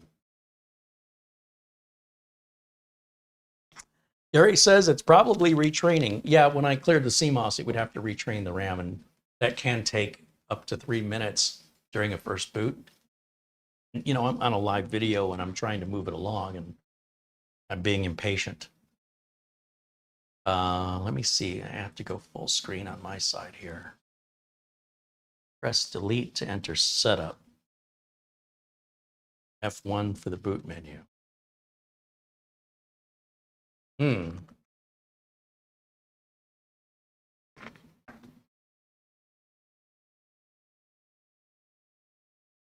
and F1 aren't doing anything.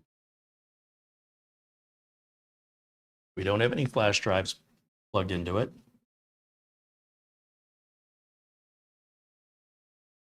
I am going to unplug it again. Why does it still say Beelink? And I'm going to plug it back in. It's a little concerning that it still says Beelink. The unit is off. So now I'm wondering if my capture card is locked up. I'm going to turn this back on. And plug that back in. And I want to reset this input. That is bizarre. There's definitely some funky video output going on here. Ah, that's starting to move now. That's looking better. Okay. So the video output really throws me to not know where to point the blame. You know, is it the capture card? Is it the video output? Is it the unit brick? And that has seemingly now gone away, and I don't have a Windows desktop again. So I'm going to unplug the HDMI cable, plug it back in. Interesting. We just get a black screen. And I do see down on the bottom right the power button. Full screen here. My mouse is not apparently working. And I'm going to turn the other monitor towards me. That for a second. Come around the back and try one of these USB ports in the back.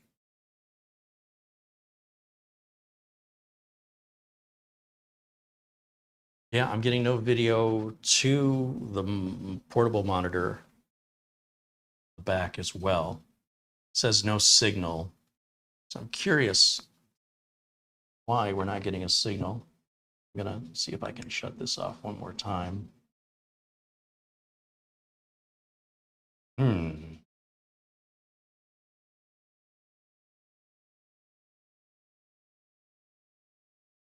Full power here. Now, as I mentioned, because these devices are made so consistently,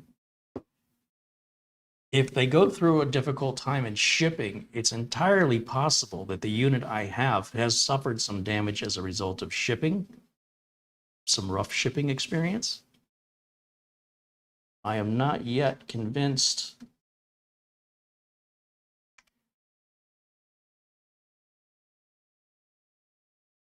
that this could be a unique issue with this particular unit, and that other units that other reviewers got didn't have these problems because they perhaps were handled better in shipping. That would be my guess.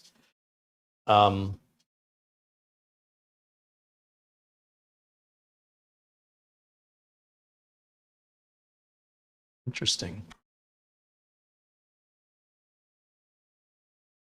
Very interesting. And disappointing, because it can happen. And like I said, if you get a bad unit, you'll know usually right away. So I think maybe what I should do is reach out to the folks at Beelink and see if they'll exchange this for another one for me, so I can determine, oh, I've got video now here. So I can determine whether or not it's related to the unit that I have. At least our monitor output is working that way. Still puzzled why not getting an output through the other side.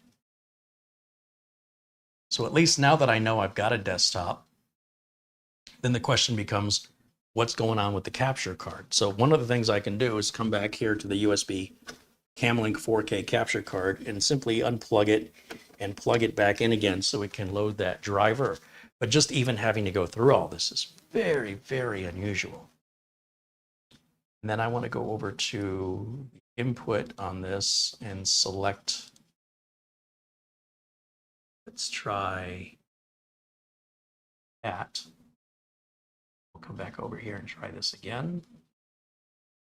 See, that's funky to me that I just went into OBS and switched sources and then switched it back, and now it's working fine.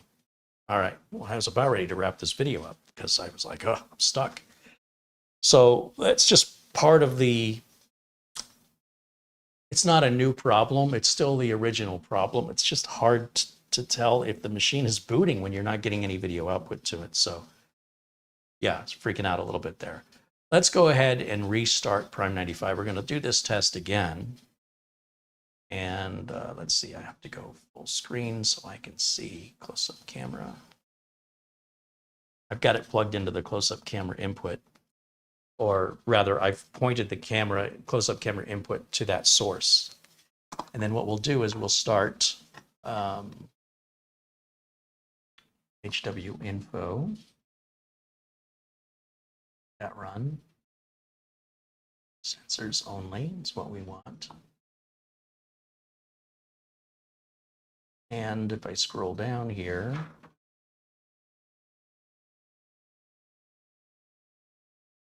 got our CPU temp here. For temperatures there. And Prime 95 I've got over here.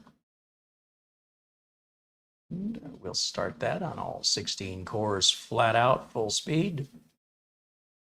And close this window behind it. We don't need that open anymore.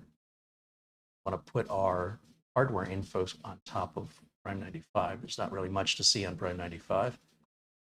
We'll move that over here, and I can elongate this so we can get a little bit more information on the screen while we're waiting. And you know what? We've got a little clock running down here, and we can just pay attention to that clock for the 20 minutes. And we'll keep an eye on those temps. Here we go. Now, trying it again. If anybody's got any questions for me, I'll do my best to provide answers and hopefully not interrupt the test this time.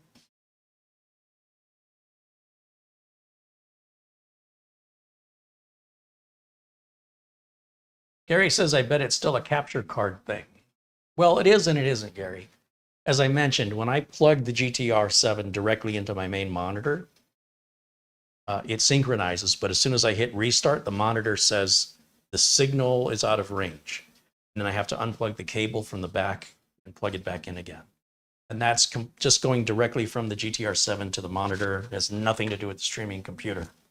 I also want to remind you that if you look at the history of this channel and you look at how long I've been doing the live videos, you've never seen this problem ever before. So to point blame at the capture card when we've had, let's say, 400 computers plugged into it without a single problem, Now we have this computer we've never had before creating a problem. Seems to me it's the computer, not the capture card. However, if we get other computers in the future that do this, then the story will change. But the only thing that's different in the configuration that has been working for years through desktops and laptops and many PCs, the capture card always works. There's never been a problem until this machine. So using that logic, I'm going to suggest something's different about this machine. Furthermore, even using the different capture card, we had a synchronization issue. And plugging it directly into the monitor, we have a synchronization issue. So there's something about the video output on this that's just not right. Now, does it affect every GTR7 or is it only affecting this one? I don't know. I'd have to get another one and compare them.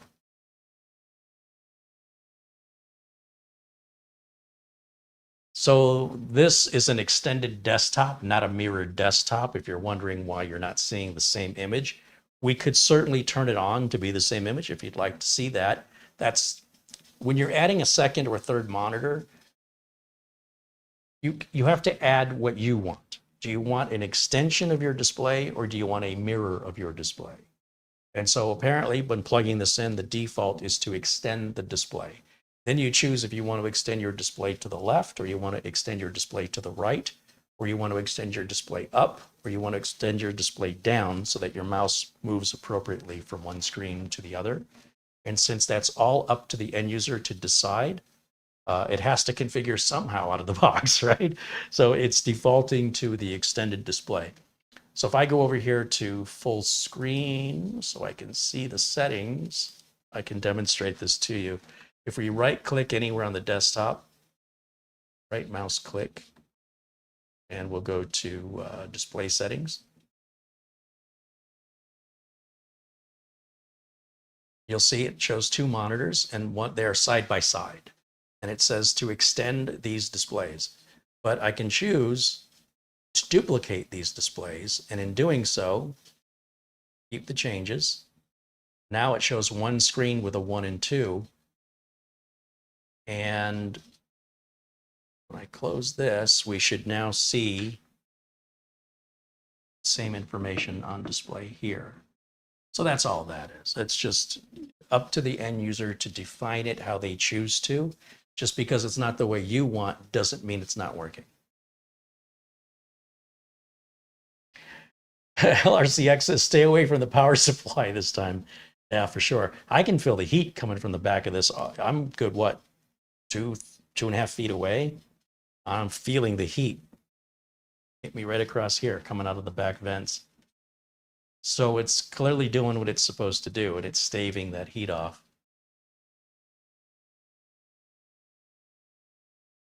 Does the USB-C on the front of the unit give signal to the portable monitor? Well, we can figure out that part right now. Let's unplug the portable monitor, and then let's go ahead and plug it into the front. Now, I don't want to move this around too much because I don't want to cut power to it again, so I'll be a little less ham-handed with it. Let's come around to the front, and we'll plug in to the USB 3.2. Now, it certainly gives it power. We know that. But will it give it a display? I don't know. It does not appear to provide monitor output. Oh, wait a minute. No, it's going into power saving. So I'm going to say no. We cannot do video output from the front USB Type-C, but we should be able to use either of the Type-C ports in the back. So if I come around here and use the other Type-C port to the other side of the unit, hopefully we'll get the desktop. And we do. That's exactly it right there. And just to verify that I'm not plugging into the same one I was just in, we'll go to the other one back here and plug it in.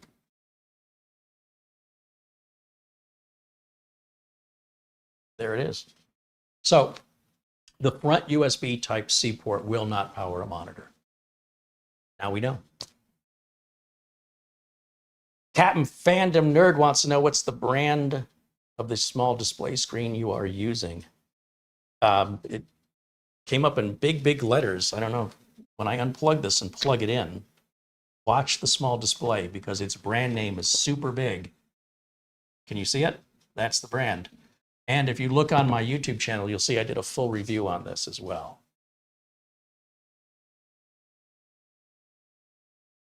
Doman 2000 says Windows hasn't updated the system drivers. Well, we just looked at that and all the system drivers are updated, so I don't know what you were talking about. Did you see something that I didn't catch about a display driver missing or a system driver missing? I am very confused. As far as I know, we are fully updated.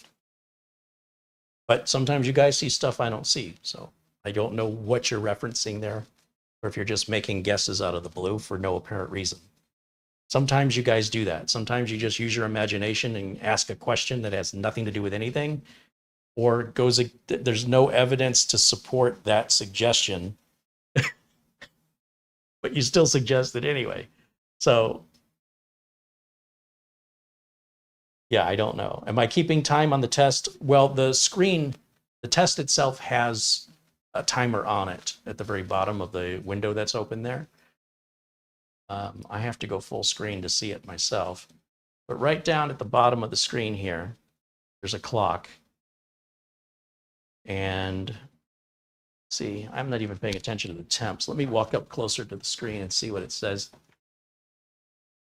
We're on 8 minutes and 40 seconds, and we've hit a max so far of 78.9 degrees.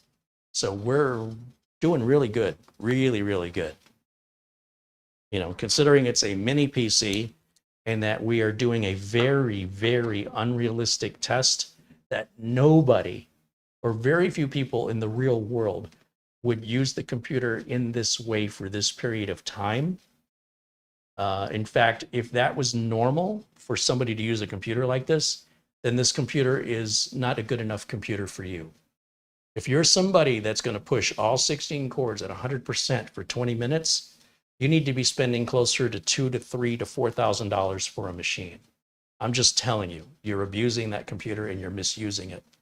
This is an abusive and misuse test to see how the computer will tolerate this kind of abuse and torture. This is not normal, and I don't know anybody in the real world that would use any application that would push that CPU that hard for this length of time.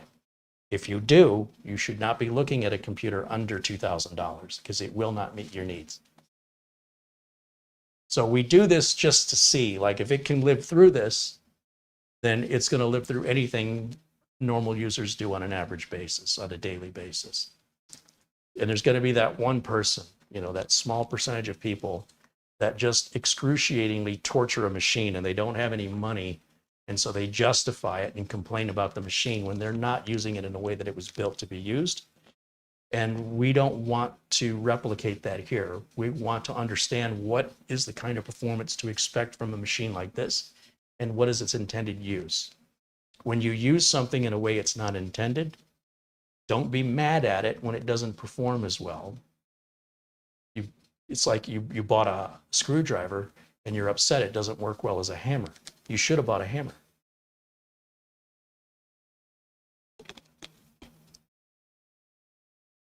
Doman says because the network is offline. Well, I've said 3 times in this video, I don't know why I have to keep repeating myself, that I don't have the internet plugged into it. So, I mean, I realize some people are joining the stream late. Maybe you've missed the first 3 times I said it. But I don't have the internet plugged in, and I am not connected via Wi-Fi because I don't need to be to test this unit, you know? It just adds another cable on the desk or one more thing I have to set up.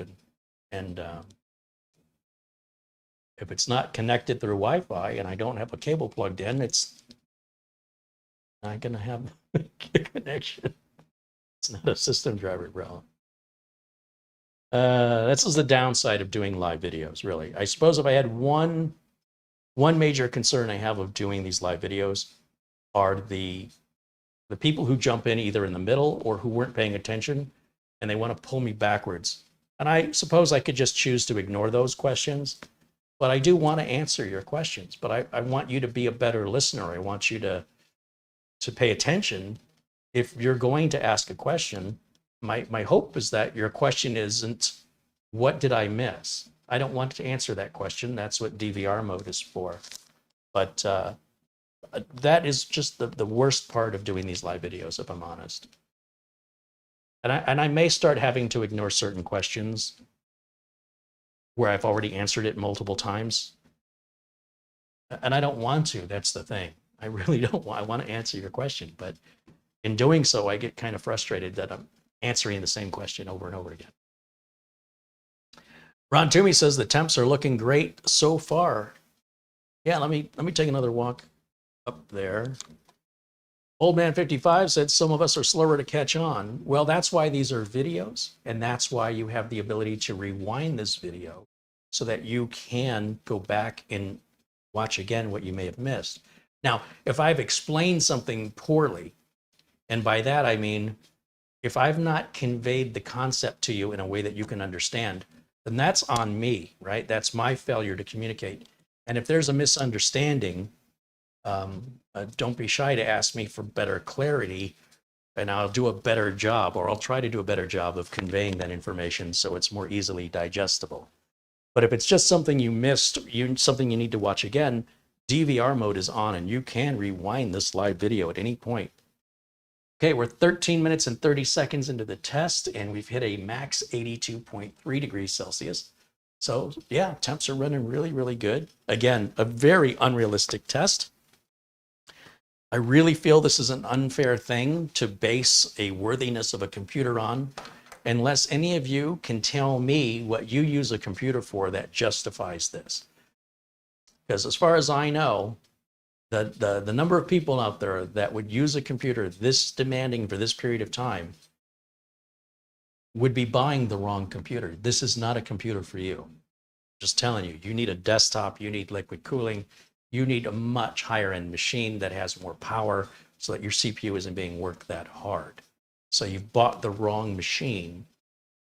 And I think none of you in this chat room likely have any justification to justify this test, that it will not replicate anything you use your computer for. But like I said, the reason I run it when I build computers and I'm going to sell them to a customer is I want to make sure that the customer is not going to call me back for a heat related problem. And I know that if the computer survives, you know, when I say survives, I mean keeps its temperature below 85 during this extraordinary, unrealistic test, then there's nothing my customer will be able to do to it to cause any heat related stress problem. That's the only reason why I run it. Why are you guys so interested? Maybe some of you can explain to me how this in any way, shape, or form affects its value from you. Doesn't make any sense to me. I don't understand it. And I will say though, that, you know, working at this hard, you get an idea for how loud the fans are going to get. These fans are very quiet. You can hear them, but it's absolutely one of the quietest mini PCs and one of the most powerful mini PCs. And those two things are usually opposite. So that's good to know.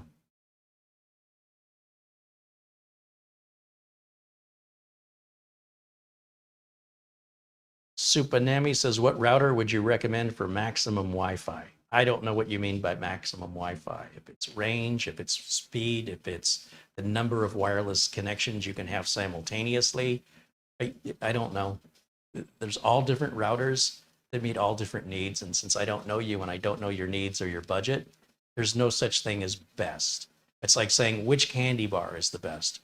Kit Kat, Hershey, Mr. Goodbar, Three Musketeers, Snickers, Reese's Pieces, M&Ms. There's no wrong answer. There's no right answer. It's sort of like, well, what is it that you prefer? How much money do you have to spend? And what are you craving? So ultimately, you need to figure out what it is you're looking for in a Wi-Fi router with regards to range, performance, the number of connections, the number of streams.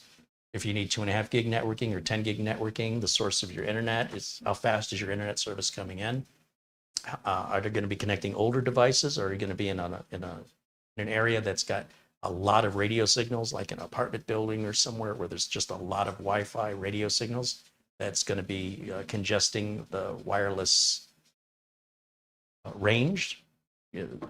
Are you in an area where you're connecting older devices? Do you have a lot of IoT devices? Are you watching a lot of streaming from Netflix? I mean, oh my gosh, I just don't know how to answer your question. Maybe the best question is, how much money do you have to spend?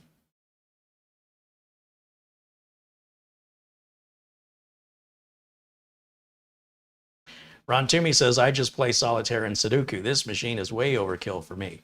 But again, if you're a content creator, like editing video on this would be a pleasure. I can tell you that. David Graham says he plays AAA games. Well, if you wanted to play AAA games on this, you could set them on low settings and it should be fine. Like I said, this should be equivalent to about a 3060, a low-end 3060.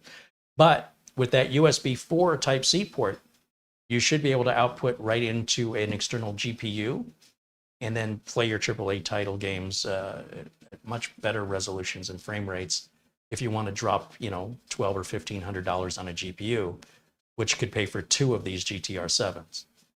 Gaming can be a very expensive luxury, but this machine can do that if you want it to, yes. We're at 18 minutes, Paul says. All right, let me walk back over here again. And the numbers, even full screen, they're too small for me to read from that distance. Yeah, 18 and a half minutes. It looks like we've hit 87.4. Now, normally on a desktop that I build, I don't like to see them go over 85. On a mini PC like this, if it hits anything over 95, we're going to shut it down. So I'll allow up to 95 on this.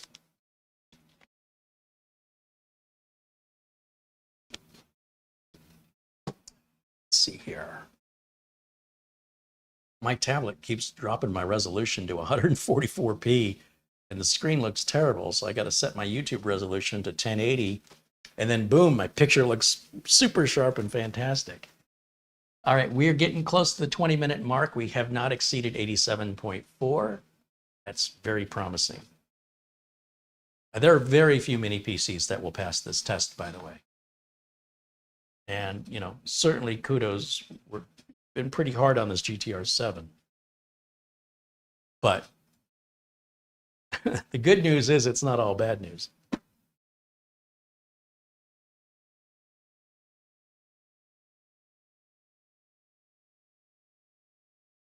Trevor says, "G'day from Australia." Welcome in, Trevor.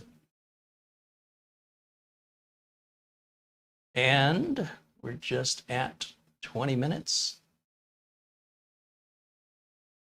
Should we let it go another 5 just to abuse the heck out of it? Sure, let's let it run to 25.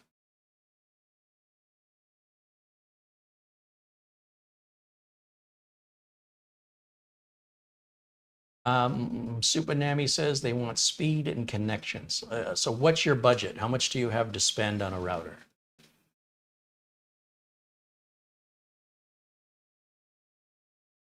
Sometimes people ask questions where the answer is completely useless to them. So if I say, for example, the best router for you is this $2,000 router, you're likely not intending to spend $2,000 for a router, and therefore we've just wasted each other's time. In most cases, the best router for you is the best one you can afford. Same is true of video cards and CPUs.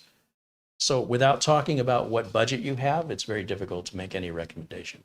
But apart from saying, whatever is the best one you can buy for that amount of money, and there's really, nobody's giving anything away. The less you spend, the less you get. The more you spend, the more you get. And so your budget will ultimately determine which router is right for you. Robert wants to know what tablet I'm using. This is a Samsung Tab 8 Ultra. William Lin likes the TP-Link Deco X4300 for speed and connections for his needs and his expectations and his environment. So you can take that as you will. And what do we have going on? We're still at 87.4 maximum. Climbing here close to 22 minutes on the test. David Martinez says, another awesome video, Carrie. Well, David, I wish it had gone a little smoother, but I appreciate your kind words.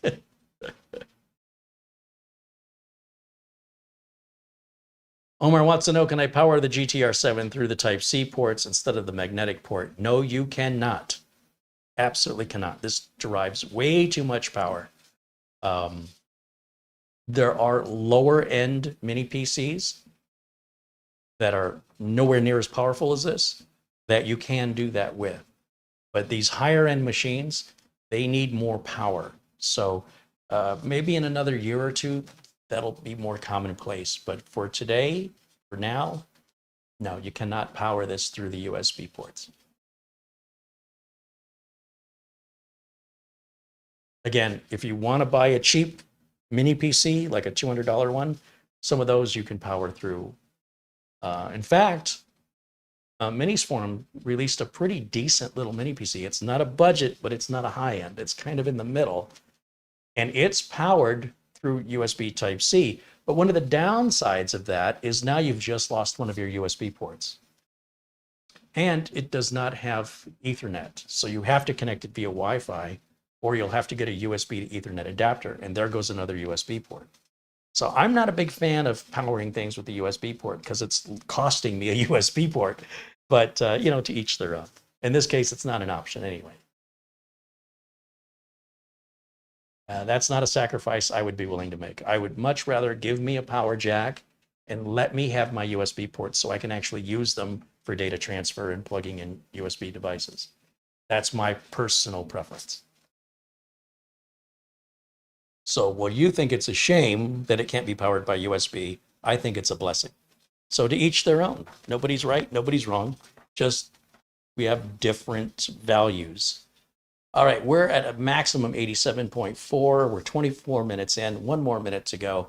We've never exceeded 87.4, and that's impressive. And of course, the machine isn't crashing or having any issues. If you want, we can even bring up the resource monitor, just so you can see how cruel we are being to the GTR7 right now. We are just beating the crap out of it.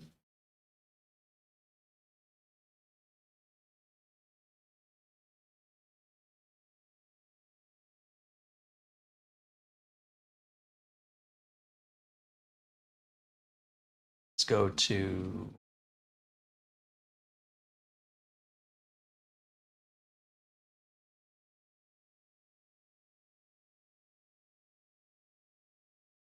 we're slamming on the memory, a little bit of I/O, slamming on the CPU. Not doing a whole lot with the GPU on this test.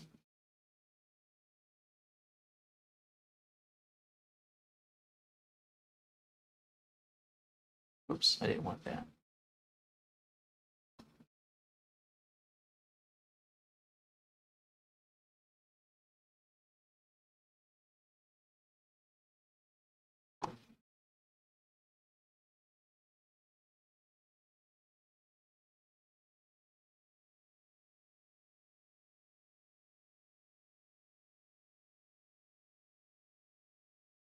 So apparently this part of Prime 95 shows 100%, 100%, 100%, 100%.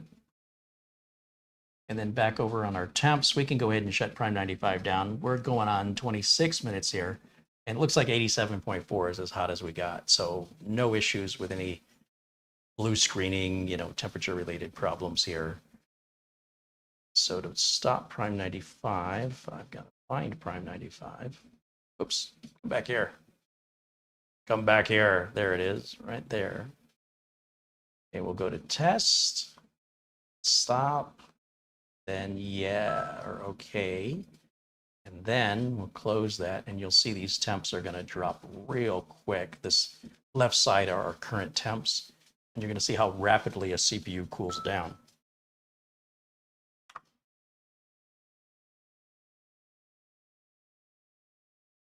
So yeah, I'm a little disappointed that the USB 4 isn't transferring at the 2,000 megabytes per second, but I've only seen one machine that can transfer that quickly. So I don't know if that's I don't think this requires Thunderbolt. Just take another look. 2 terabyte SanDisk Extreme Pro.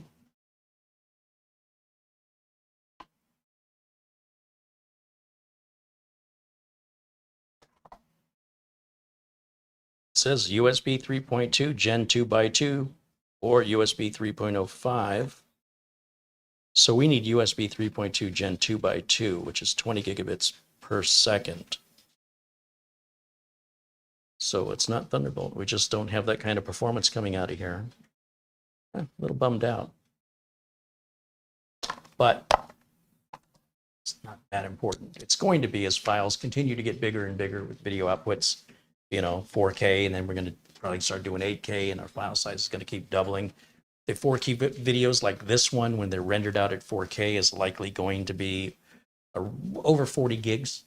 And so if we were to go to 8K, that would be 80 gigs. And then transferring those files back and forth, when you're going from 1,000 megabytes a second or to 2,000, we're cutting our time in half.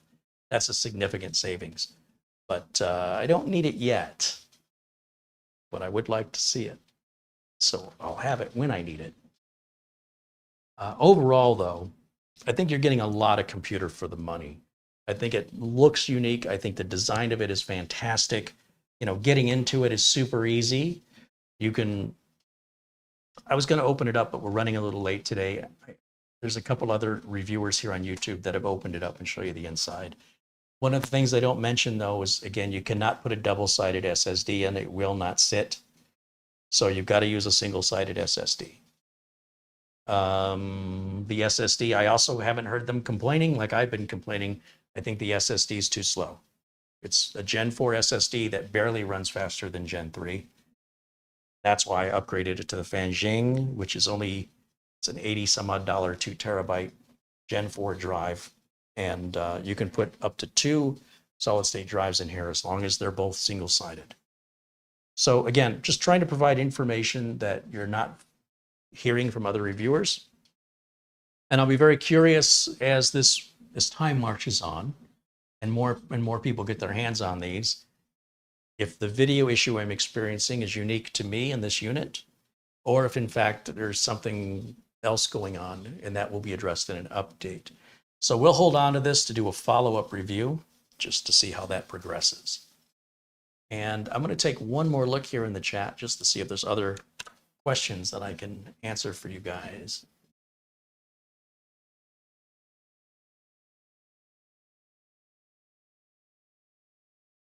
This machine does not have Thunderbolt on it, just so we're clear.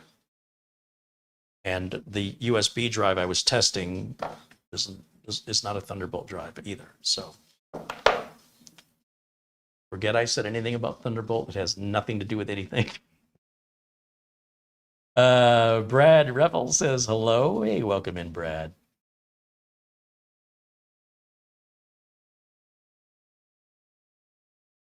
Doman 2000 say the specs show quad display. So it's HDMI plus DisplayPort plus dual USB 4. Yeah, that's 4 displays.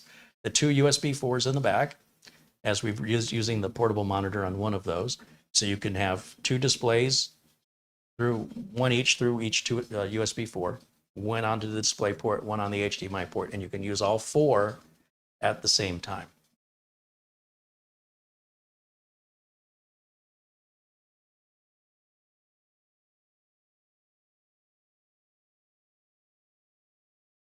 Samuel Kowalski said, what's the difference between a single-sided and a double-sided NVMe SSD? Well, I'll just bring them up to the camera and I'll show you. How about that? It literally means just what I said. I mean, I don't know what part of that there isn't to understand, but if you look on this, this is the SSD that came with the GTR7. And if you notice, there's no chips back here. This is a flat circuit board with a sticker on it. And the other side, you can see a couple of chips mounted. If we look at the 4 terabyte from Team Group, you'll see there are chips that the sticker is on top of. And if we flip it to the other side, there are chips on the other side as well. So it's got chips on both sides. It's double-sided. This only has chips on one side and it is completely flat. So when this goes to sit into the socket, it sits flush. When this goes to sit into the socket in the GTR7, it won't go down. There's items underneath that are hitting the chips and won't allow this to lay flat, and therefore I cannot secure it. So that's what I mean when I say single-sided and double-sided. I'm referring to if the chips are on one side only or if chips are on both sides. The larger the capacity the SSD is, the more chips it needs. So you have another side you can add chips to. Like, you're not going to find a single-sided 8 terabyte NVMe drive. They don't make the chips that big yet. In time, they will, but for now, they don't. So if you're at 2 terabytes, there are some 2 terabyte SSDs that have chips on both sides, and it will not fit in here. So that's what I mean. Hopefully that makes more sense now.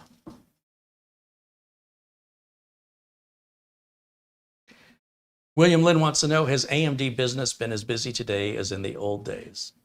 No. In fact, before the Intel Core line of processors came out, I was selling AMD Athlon XPs left and right. They were just a bargain, a much better value than Intel. But when Intel released the Core 2 Duo and Core Dual line of chips, well, AMD's just never caught up. I don't have any customers that run AMDs.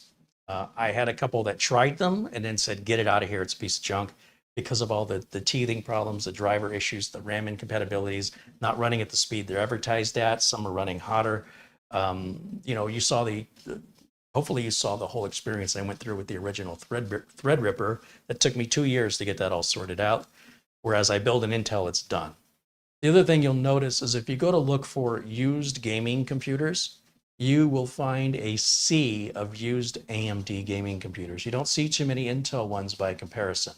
And that suggests to me the people who are buying AMDs are very fickle people who always want the latest and greatest. And they want to support the underdog, apparently. And they'll just go buy another AMD and they'll buy another AMD. But you'll see the ownership of AMDs when you look at the number of used computers for sale on eBay or Facebook, used gaming computers, Facebook Marketplace. It's just a sea of AMD computers. So people that are building these gaming PCs are clearly not keeping them very long. And for whatever reason, I can only speculate, they're going with AMDs. So that seems to be a pretty high turnaround for AMD owners.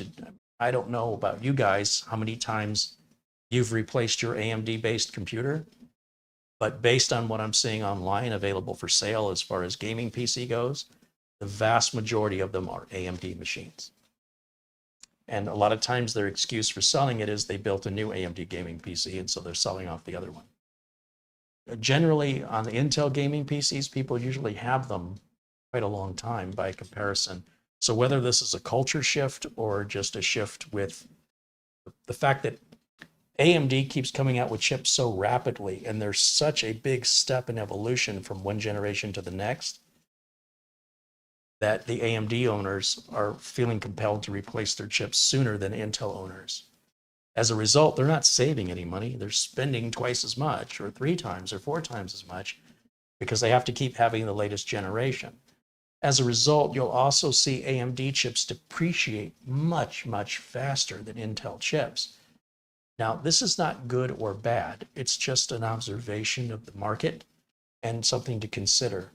If you're looking for something for a long-term investment, I'm not suggesting AMD won't meet that long-term investment, but just that looking at the market, people aren't keeping them very long overall compared to Intel.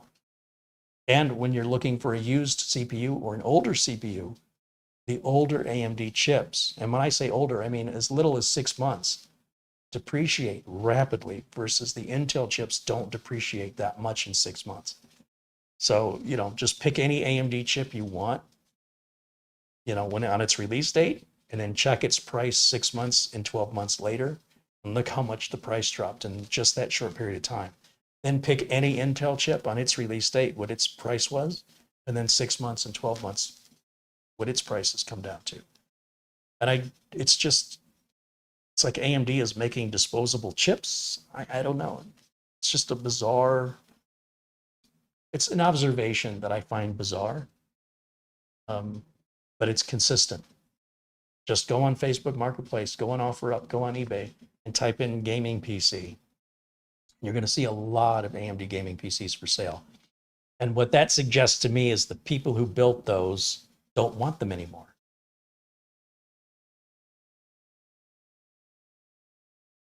but I'm making an assumption. I don't know why they're selling it, but if they loved it, why are they selling it?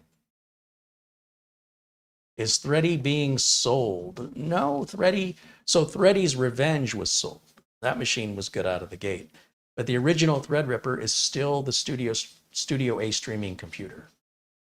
So if I'm ever streaming from Studio A, that'll be brought to you from the original Thready. It's got everybody's name on the front. It's sort of a, I don't know, sort of iconic for the channel. You know, it's got a emotion tied to it for everything we went through to get it to work for 2 years, and all the headaches and frustrations and all the support from the community that encouraged me to keep hammering at it until I got it figured out.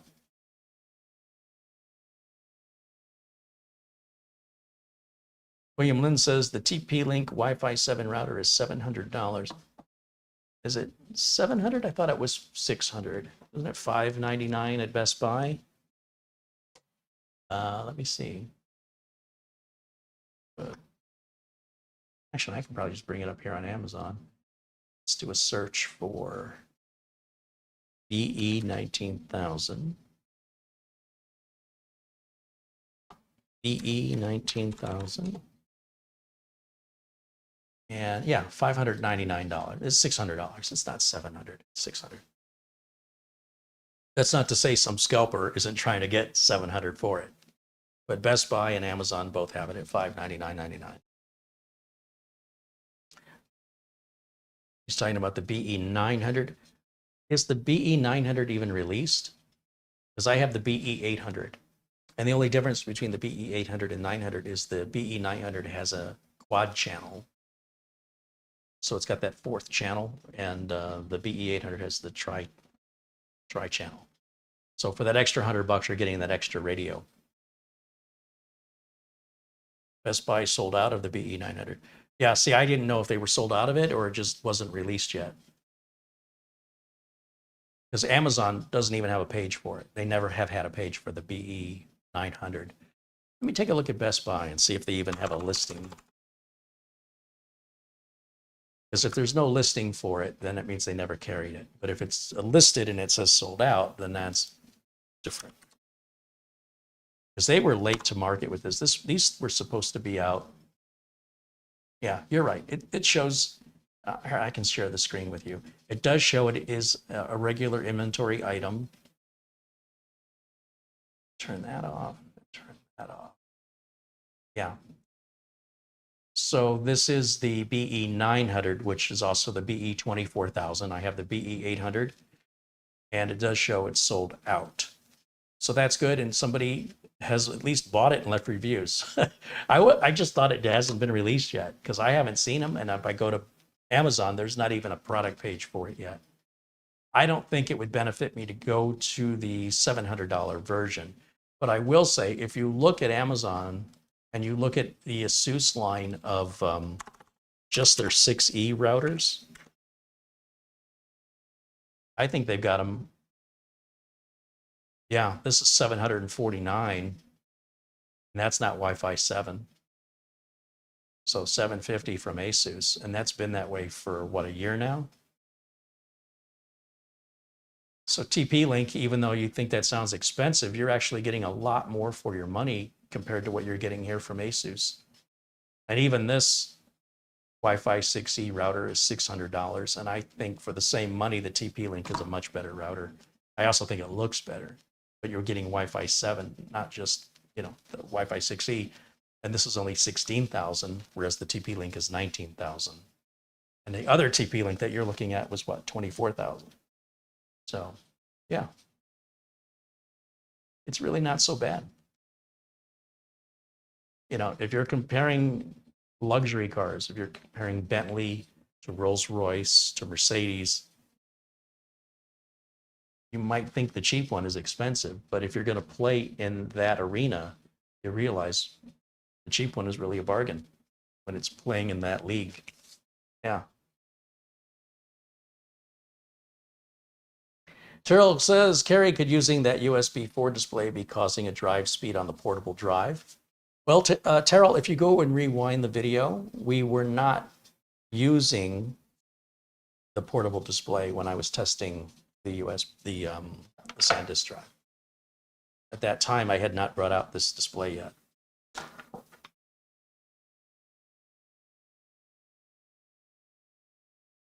Ron wants to know how my nephew is doing with that guitar you got. Oh, he loves that guitar. He's living on his own now, you know. He's 19 years old and starting to experience adulthood and responsibility and independence. He's doing well. Yeah. Thank you for asking. Log Home wants to know what the best mini PC is in the $200 to $300 range. Well, it really depends on what you're going to use it for. I think, you know, if you stick with a name brand, and I would include Minis Forum, Beelink, and even Ace Magician as name brands, you know, determining on how it's going to be used, what kind of accessible ports do you need, what sort of power and performance do you need. There's a number of mini PCs in that price range that are all excellent depending on how they're intended to be used. So there's not just one that I can say is best. There's only what's best for your needs. Since I don't know what your needs are, I don't know how to answer that. I will say that there's been a lot of positive discussion on the EQ12. Now, when I went to upgrade the memory on the EQ12 during my live review, I killed that unit. And Beelink was supposed to send me a replacement. And through everything else that's been going on, I forgot to follow up with them. But I will say that the EQ12 from Beelink seems to be impressing a lot of the reviewers that have reviewed it for what you're getting for the money. Now, whether or not that meets your needs, I can't say. But just to shoot an arrow in the dark and to give you some kind of an answer, look at the EQ12.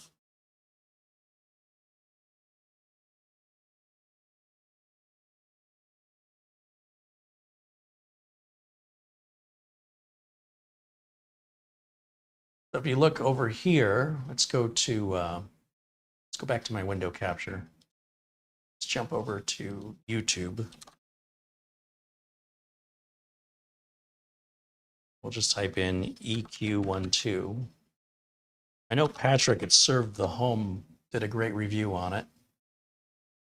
But you'll see there's a lot of reviews. ETA Prime, Chig's Tech Reviews, Rob Tech. He's fantastic. If you're interested in some mini PC reviews that do test out games and things, I highly recommend Rob Tech. It's one of my favorites. And Serve the Home also did the Beelink EQ12. And you'll see, you know, you can tell from the thumbnail, they're liking it. And as for price, well, if we go over to Beelink again, let's go up here to B-Link.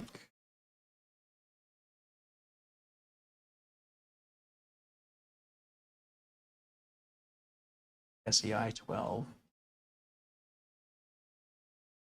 That's going to be more money. Where's the Beelink page? Let's just go to the Beelink homepage here. Let's go to Mini PC. Go to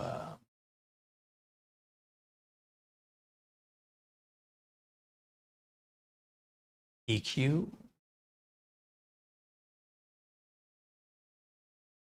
Yeah, EQ12. You're right in between that $200 and $300 price range. Obviously, the N100 with 16 gigs of RAM would be the one I would want, and a 500 gig SSD. It's also using DDR5, so that keeps you current. And it has Wi-Fi 6. It doesn't have the older Wi-Fi 5 like some of the cheaper units. The problem with the RAM upgrade is that the CPU can't see anything greater than 16 gigs. That's apparently what the problem is. Although it shouldn't have killed the unit, it's not a limitation of the chipset, but rather that of the CPU. And you can look up the CPU limitations from the CPU manufacturer, whether it's Intel or AMD, they'll have that listed. And it supports 3 displays out at 4K, and it goes up to 3.4 gigahertz. So in general, without knowing what you want it for, that is probably like, if I had up to $300 to spend, that's probably the one I would buy. Even though I killed mine, that was entirely my fault. Just so we're clear, that's not a problem with manufacturing. That's a problem with the user. And I will get a replacement one way or another so I can redo the review again.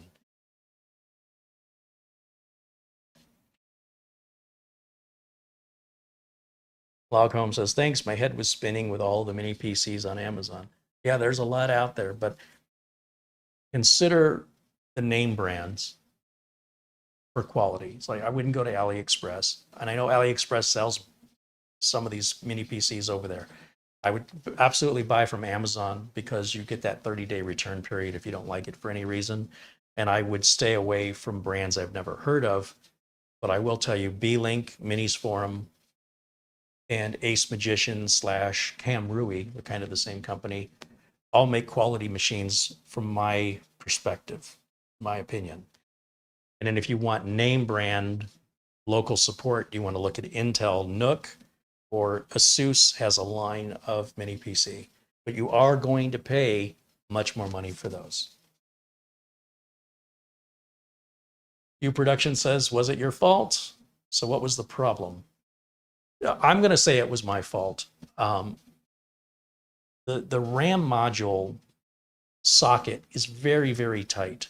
And I think when I plugged it in, I didn't have it all the way in.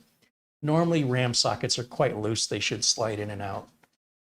Every socket on the EQ12 is super tight. Like you have to use a lot of force, at least in my opinion, to get that RAM to seat right. And I also didn't realize at the time that the 16 gig limitation wasn't because of the chipset or because the manufacturer just copied and pasted some other limitation from a previous model, but it's actually a limitation inherent to the CPU that Intel manufactures at that price point. So it wouldn't have mattered. It wasn't going to see any more than 16. However, it shouldn't have killed it.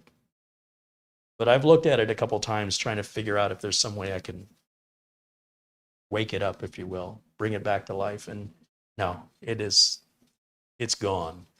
So the good news is it's an inexpensive machine. Don't do what I did. Don't try and upgrade the RAM. If you've already got 16, that's as much as you can ever have. There's no point in trying to upgrade it. Don't waste your time. Don't waste your money. If you need more than 16, you need to increase your budget for a higher end mini PC. See, I can learn these lessons at my expense, so you don't have to learn them at your expense. Desmond Javin wants to know if I think the Intel NUC 13 Extreme would make a decent Microsoft Flight Sim PC. No, I don't. So Microsoft Flight Sim 2020 really needs a dedicated graphics card. So the only way that NUC 13 is going to work for you is if you have an external GPU, or if you're talking about the NUC 13 that's, you know, this big, that you can put a full-size graphics card in. That's where the problem is. It's not with the processor and it's not with the RAM. It's with the graphics ability. And if you're gaming, Intel's built-in graphics don't hold a candle to AMD's built-in graphics for gaming purposes. And if you're playing a high-end game, one that will bring even the most expensive video card to its knees, Microsoft's Flight Simulator 2020 is such an example, then you can expect to spend more for the graphics card than for the rest of all your equipment, your monitor, your computer, your keyboard, your mouse. Combine all of that, take that money and put that towards just a video card, and that will make a good Microsoft Flight Sim 2020 computer.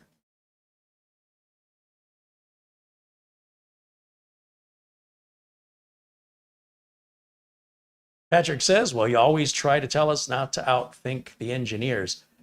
Yes, but I'm not trying to outthink the engineers. I'm outthinking the accuracy of the documentation, because a lot of times they're copying and pasting. At least this is what I think is happening from the previous model. So when you see the storage has a 2 terabyte drive limit, since when?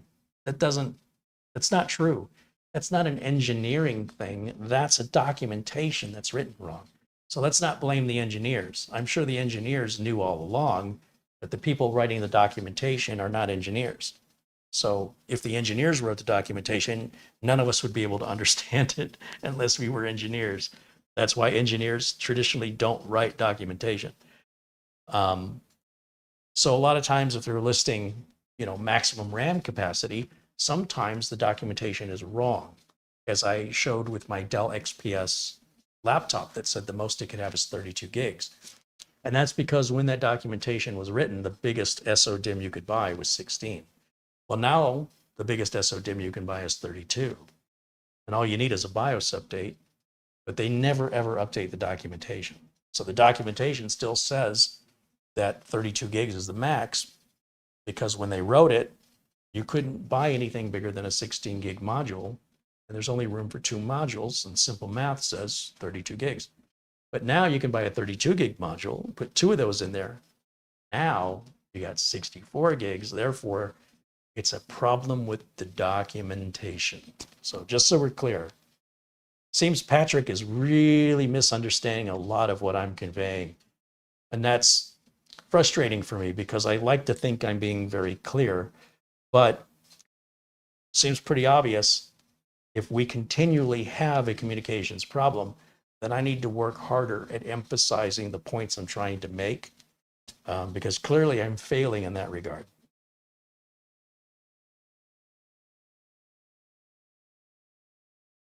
Ron Toomey wants to know, is Camera Girl going to build her new PC live on the YouTube channel?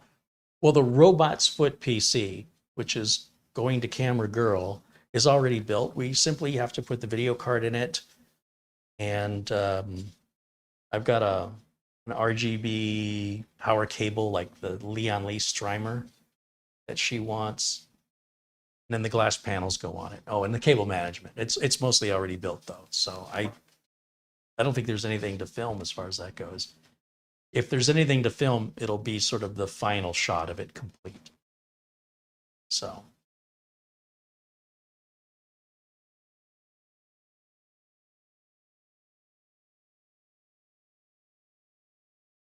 A hiker wants to know if I can verify the TDP is set at 65 watts and not 54.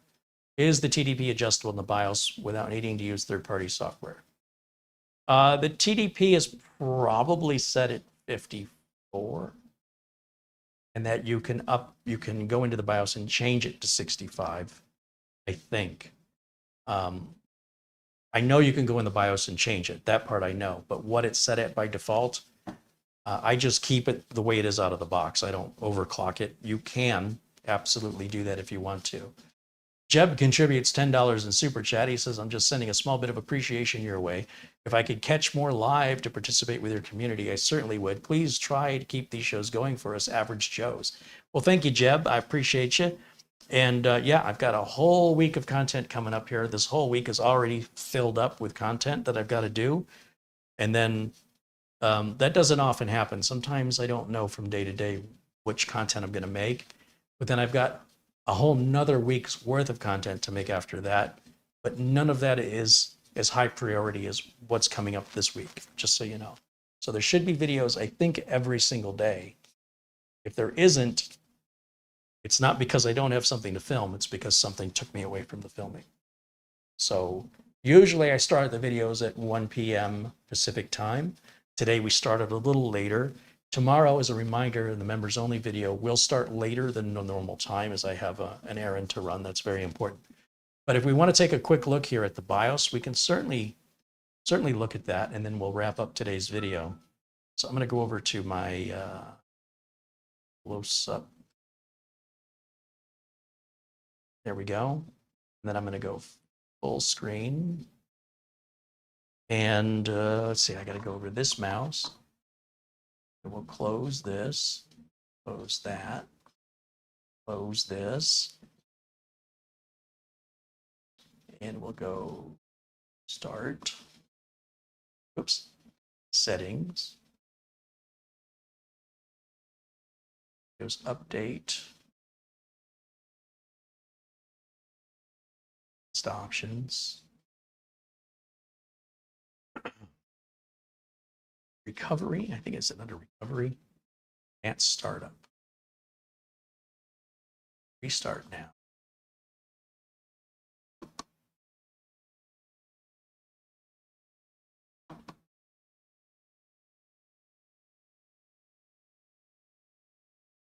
And when this fires back up, Should give me an option where I don't have to press any special keys, that I can just choose to go into the BIOS. Am I taking a break from doing customer builds? I wouldn't be surprised if you're burnt out from it. So the problem with the customer builds is people that are trying to nickel and dime me to death. And it's just very stressful. And if there's money being lost at the end of the transaction where it's cost me money to sell it, and then I got to deal with support calls after that, and every time they call with a support question, it costs me money, then it's my preference is to spend my time where it's a better investment for me than that.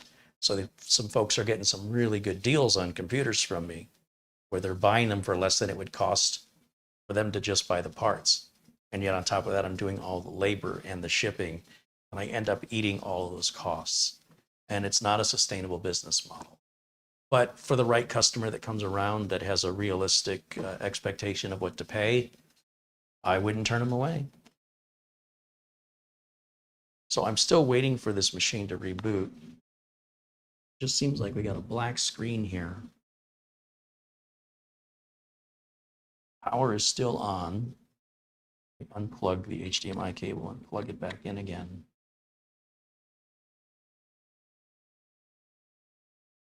Yeah, so I'm continuing to have these restart issues. It definitely seems to be some video synchronization problem. And again, I don't know if it's just my unit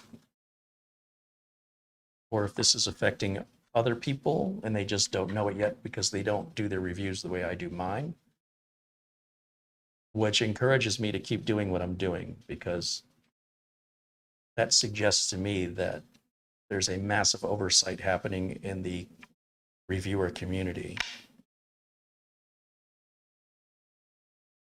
So I'm going to force a restart on this and see if we have any better luck on getting a signal. Whoa, that's different.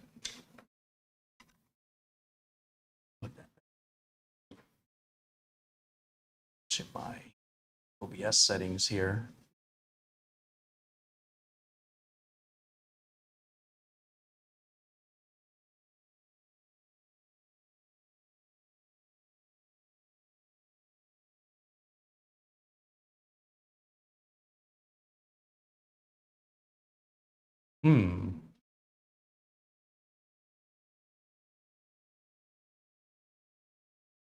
There it is. Okay, I guess I could try this again.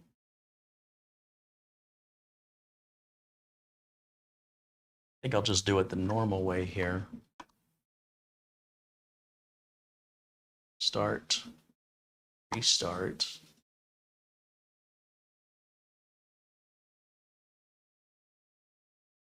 Okay.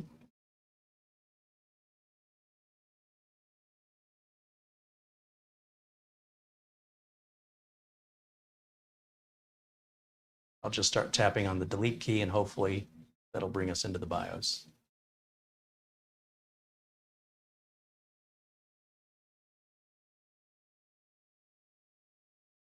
Oh, looks like Winston Liu became a member. Hey, welcome, Winston, to membership.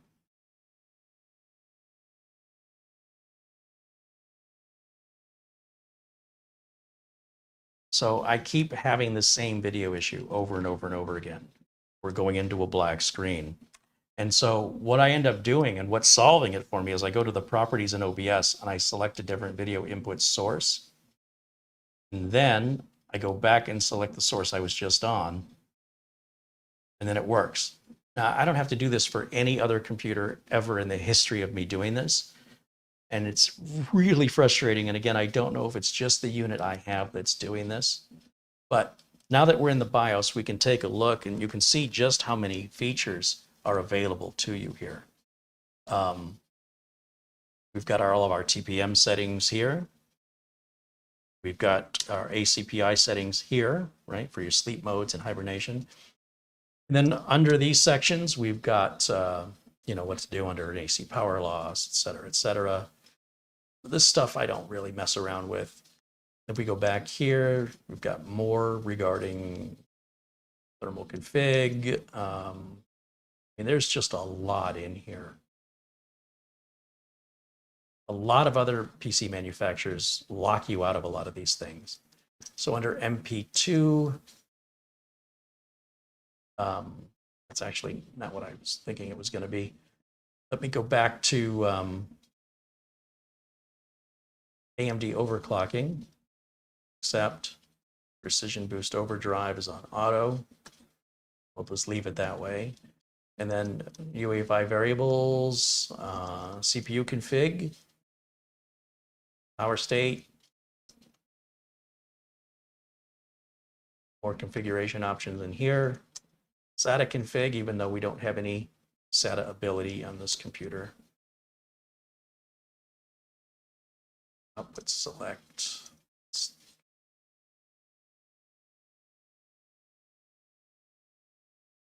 NVMe config.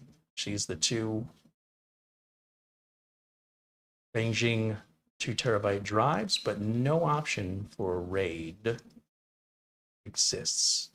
We have a PXE bootable LAN, which you can disable there. We can set up a RAM disk somehow. AMD overclocking. I think that's the same thing we were looking at before. Yeah. And the two Intel 2.5 gig controllers. And then if you move over to chipset, there's our Southbridge information, which is all your USB ports. Graphics configuration, which is nothing. I don't know why that's in there. Northbridge configuration is about our RAM. And if we go, see, under security, under boot,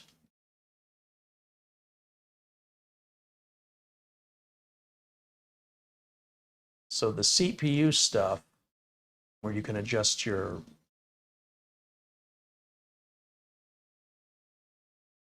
TDP is in here.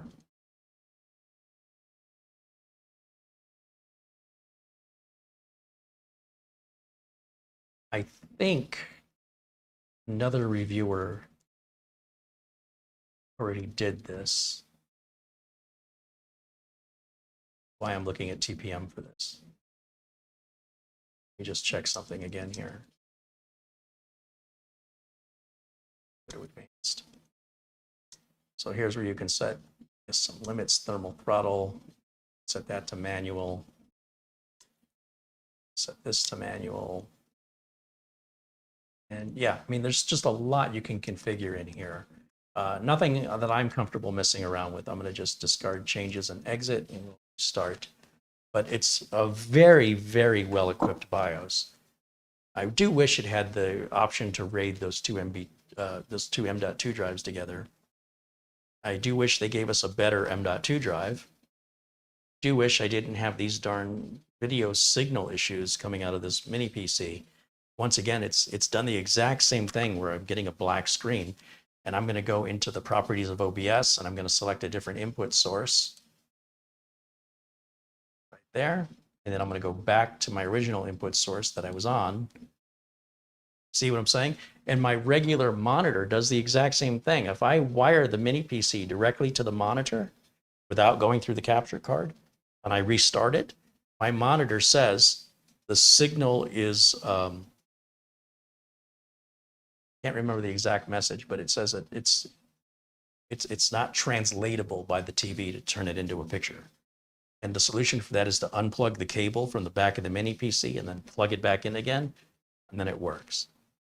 So again, is it just the unit I have, or all the GTR7s this way? And how come none of the other reviewers have mentioned it if that's the case? So that information I'll have to follow up with you on as I continue to investigate it. So yeah, your guess is as good as mine. I'm hoping it's just the unit I have, that somehow maybe it was mishandled in shipping, but it is a brand new machine, so I also know it could be a teething issue. Mark Leibowitz says, is there any chance it's a driver problem? The Radeon 780M is a fairly new integrated graphics set, and you've had plenty of experience with AMD drivers. Yes, I'm certain it can be fixed with drivers. Yeah. But I also know that even at boot up, getting the post screen doesn't work sometimes, and we're not even at the point of loading the drivers yet. So this last boot up, we saw the Beelink post screen correctly, but sometimes we don't. So right out of the gate on a restart, the screen is black, bearing in mind that drivers only load after Windows loads. So if we're not getting a signal at boot up, then the problem has to be in the BIOS. But that doesn't mean that there's not a driver related issue as well. So at this point, anything's possible. It could be a BIOS update that's needed. It could be a driver that's needed to solve at least some of it. Or it could be that there's a problem with the unit itself, the specific one that I have. And only having another unit to test can I verify whether or not it's unique to this particular machine or problem with its design. I just don't know yet. I don't have enough data yet.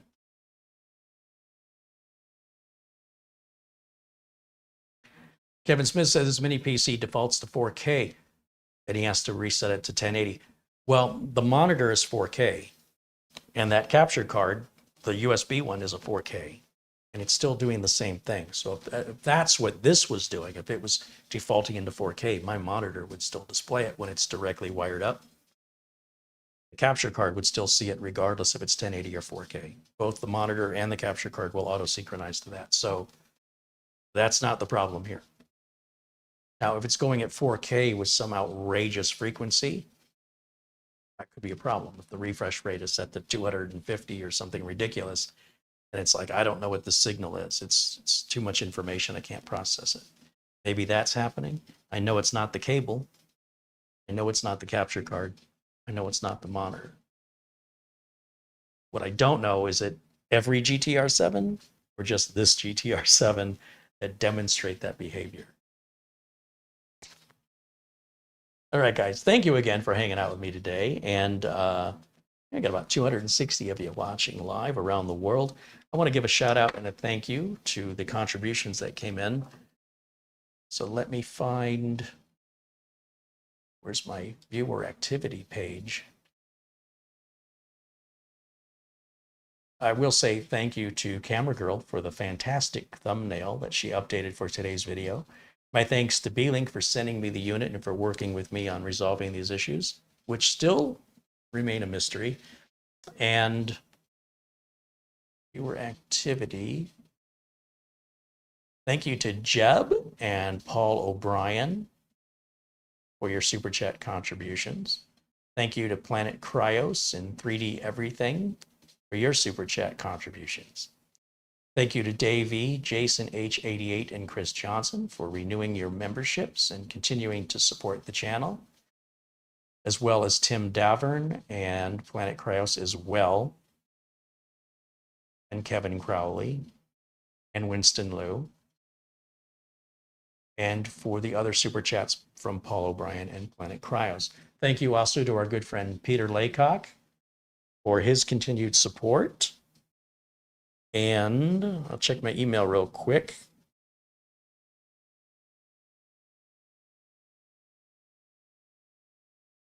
I think I am all caught up. Thank you to Bill Leatherland as well for his contribution yesterday. And thought there was one that came in either early this morning or late last night, but maybe not. I'm easily confused. But thank you guys for supporting the channel. Thank you for hanging out with me and participating in conversation with me here in the chat. And yeah, the GTR7 review isn't yet done. It works. It's okay. It works better with a higher end SSD in it, as long as it's not a double-sided SSD. And this video issue is killing me. And the USB 4 is not at the level I was hoping it would be. So it is falling a little bit short because I really thought this was going to be the killer mini PC. It's so close. I also know, they have this in an orange color, which I think would be pretty cool. So I'm going to talk to Beelink. I'm going to see if I can get an orange one. And if not, maybe I'll just take your contributions and buy one. That's what I have to do so I can get answers to my questions. But I don't want to do that right away. I want to give it a couple of months, give them time to update. And also, I want to see what other PCs Beelink is not showing all their cards. So, you know, they've always got something else in the works. And then, of course, we've got their competitors such as Minis Forum. And I'll be reviewing some of their PCs along with Morfine, this other company called Boz Game. We're going to check them all out, throw them all out there and all equal. I do have a tendency to lean towards Beelink, Minis Forum, and Ace Magician / Camp Rui as far as confidence with support and quality. But that doesn't mean these other ones I'm not familiar with won't impress me. Maybe they will. It's one way to find out. So hopefully you'll join me this week. I should have videos, as I mentioned, every day this week. They typically start at 1:00 p.m. Pacific time. And my sister created a new graphic for me. I think I'm going to give it a shot here. And that is to remind you to click like and subscribe. But let's try this for the first time and see if it works.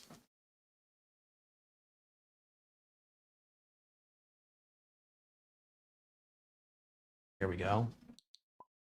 You can click the thumbs up, hit the subscribe button, and be sure and click the bell icon to turn notifications on so you can be made aware anytime I am live or putting out a new video. And yeah, kudos to my sister for that really cool graphic. I want to see it again. I'm easily amused. Right on. And of course, she does the intros that you see on the shows. My sister does. So credit to her for the amazing 3D rendering work she's doing. All right, guys, that'll wrap it up for me for today. Enjoy the rest of your Sunday. It's back to work tomorrow. And I hope we'll see all of my members tomorrow. And you will get an update on the later show time for tomorrow's show. Thanks for watching. I'll see you all very, very soon. Until next time, bye for now.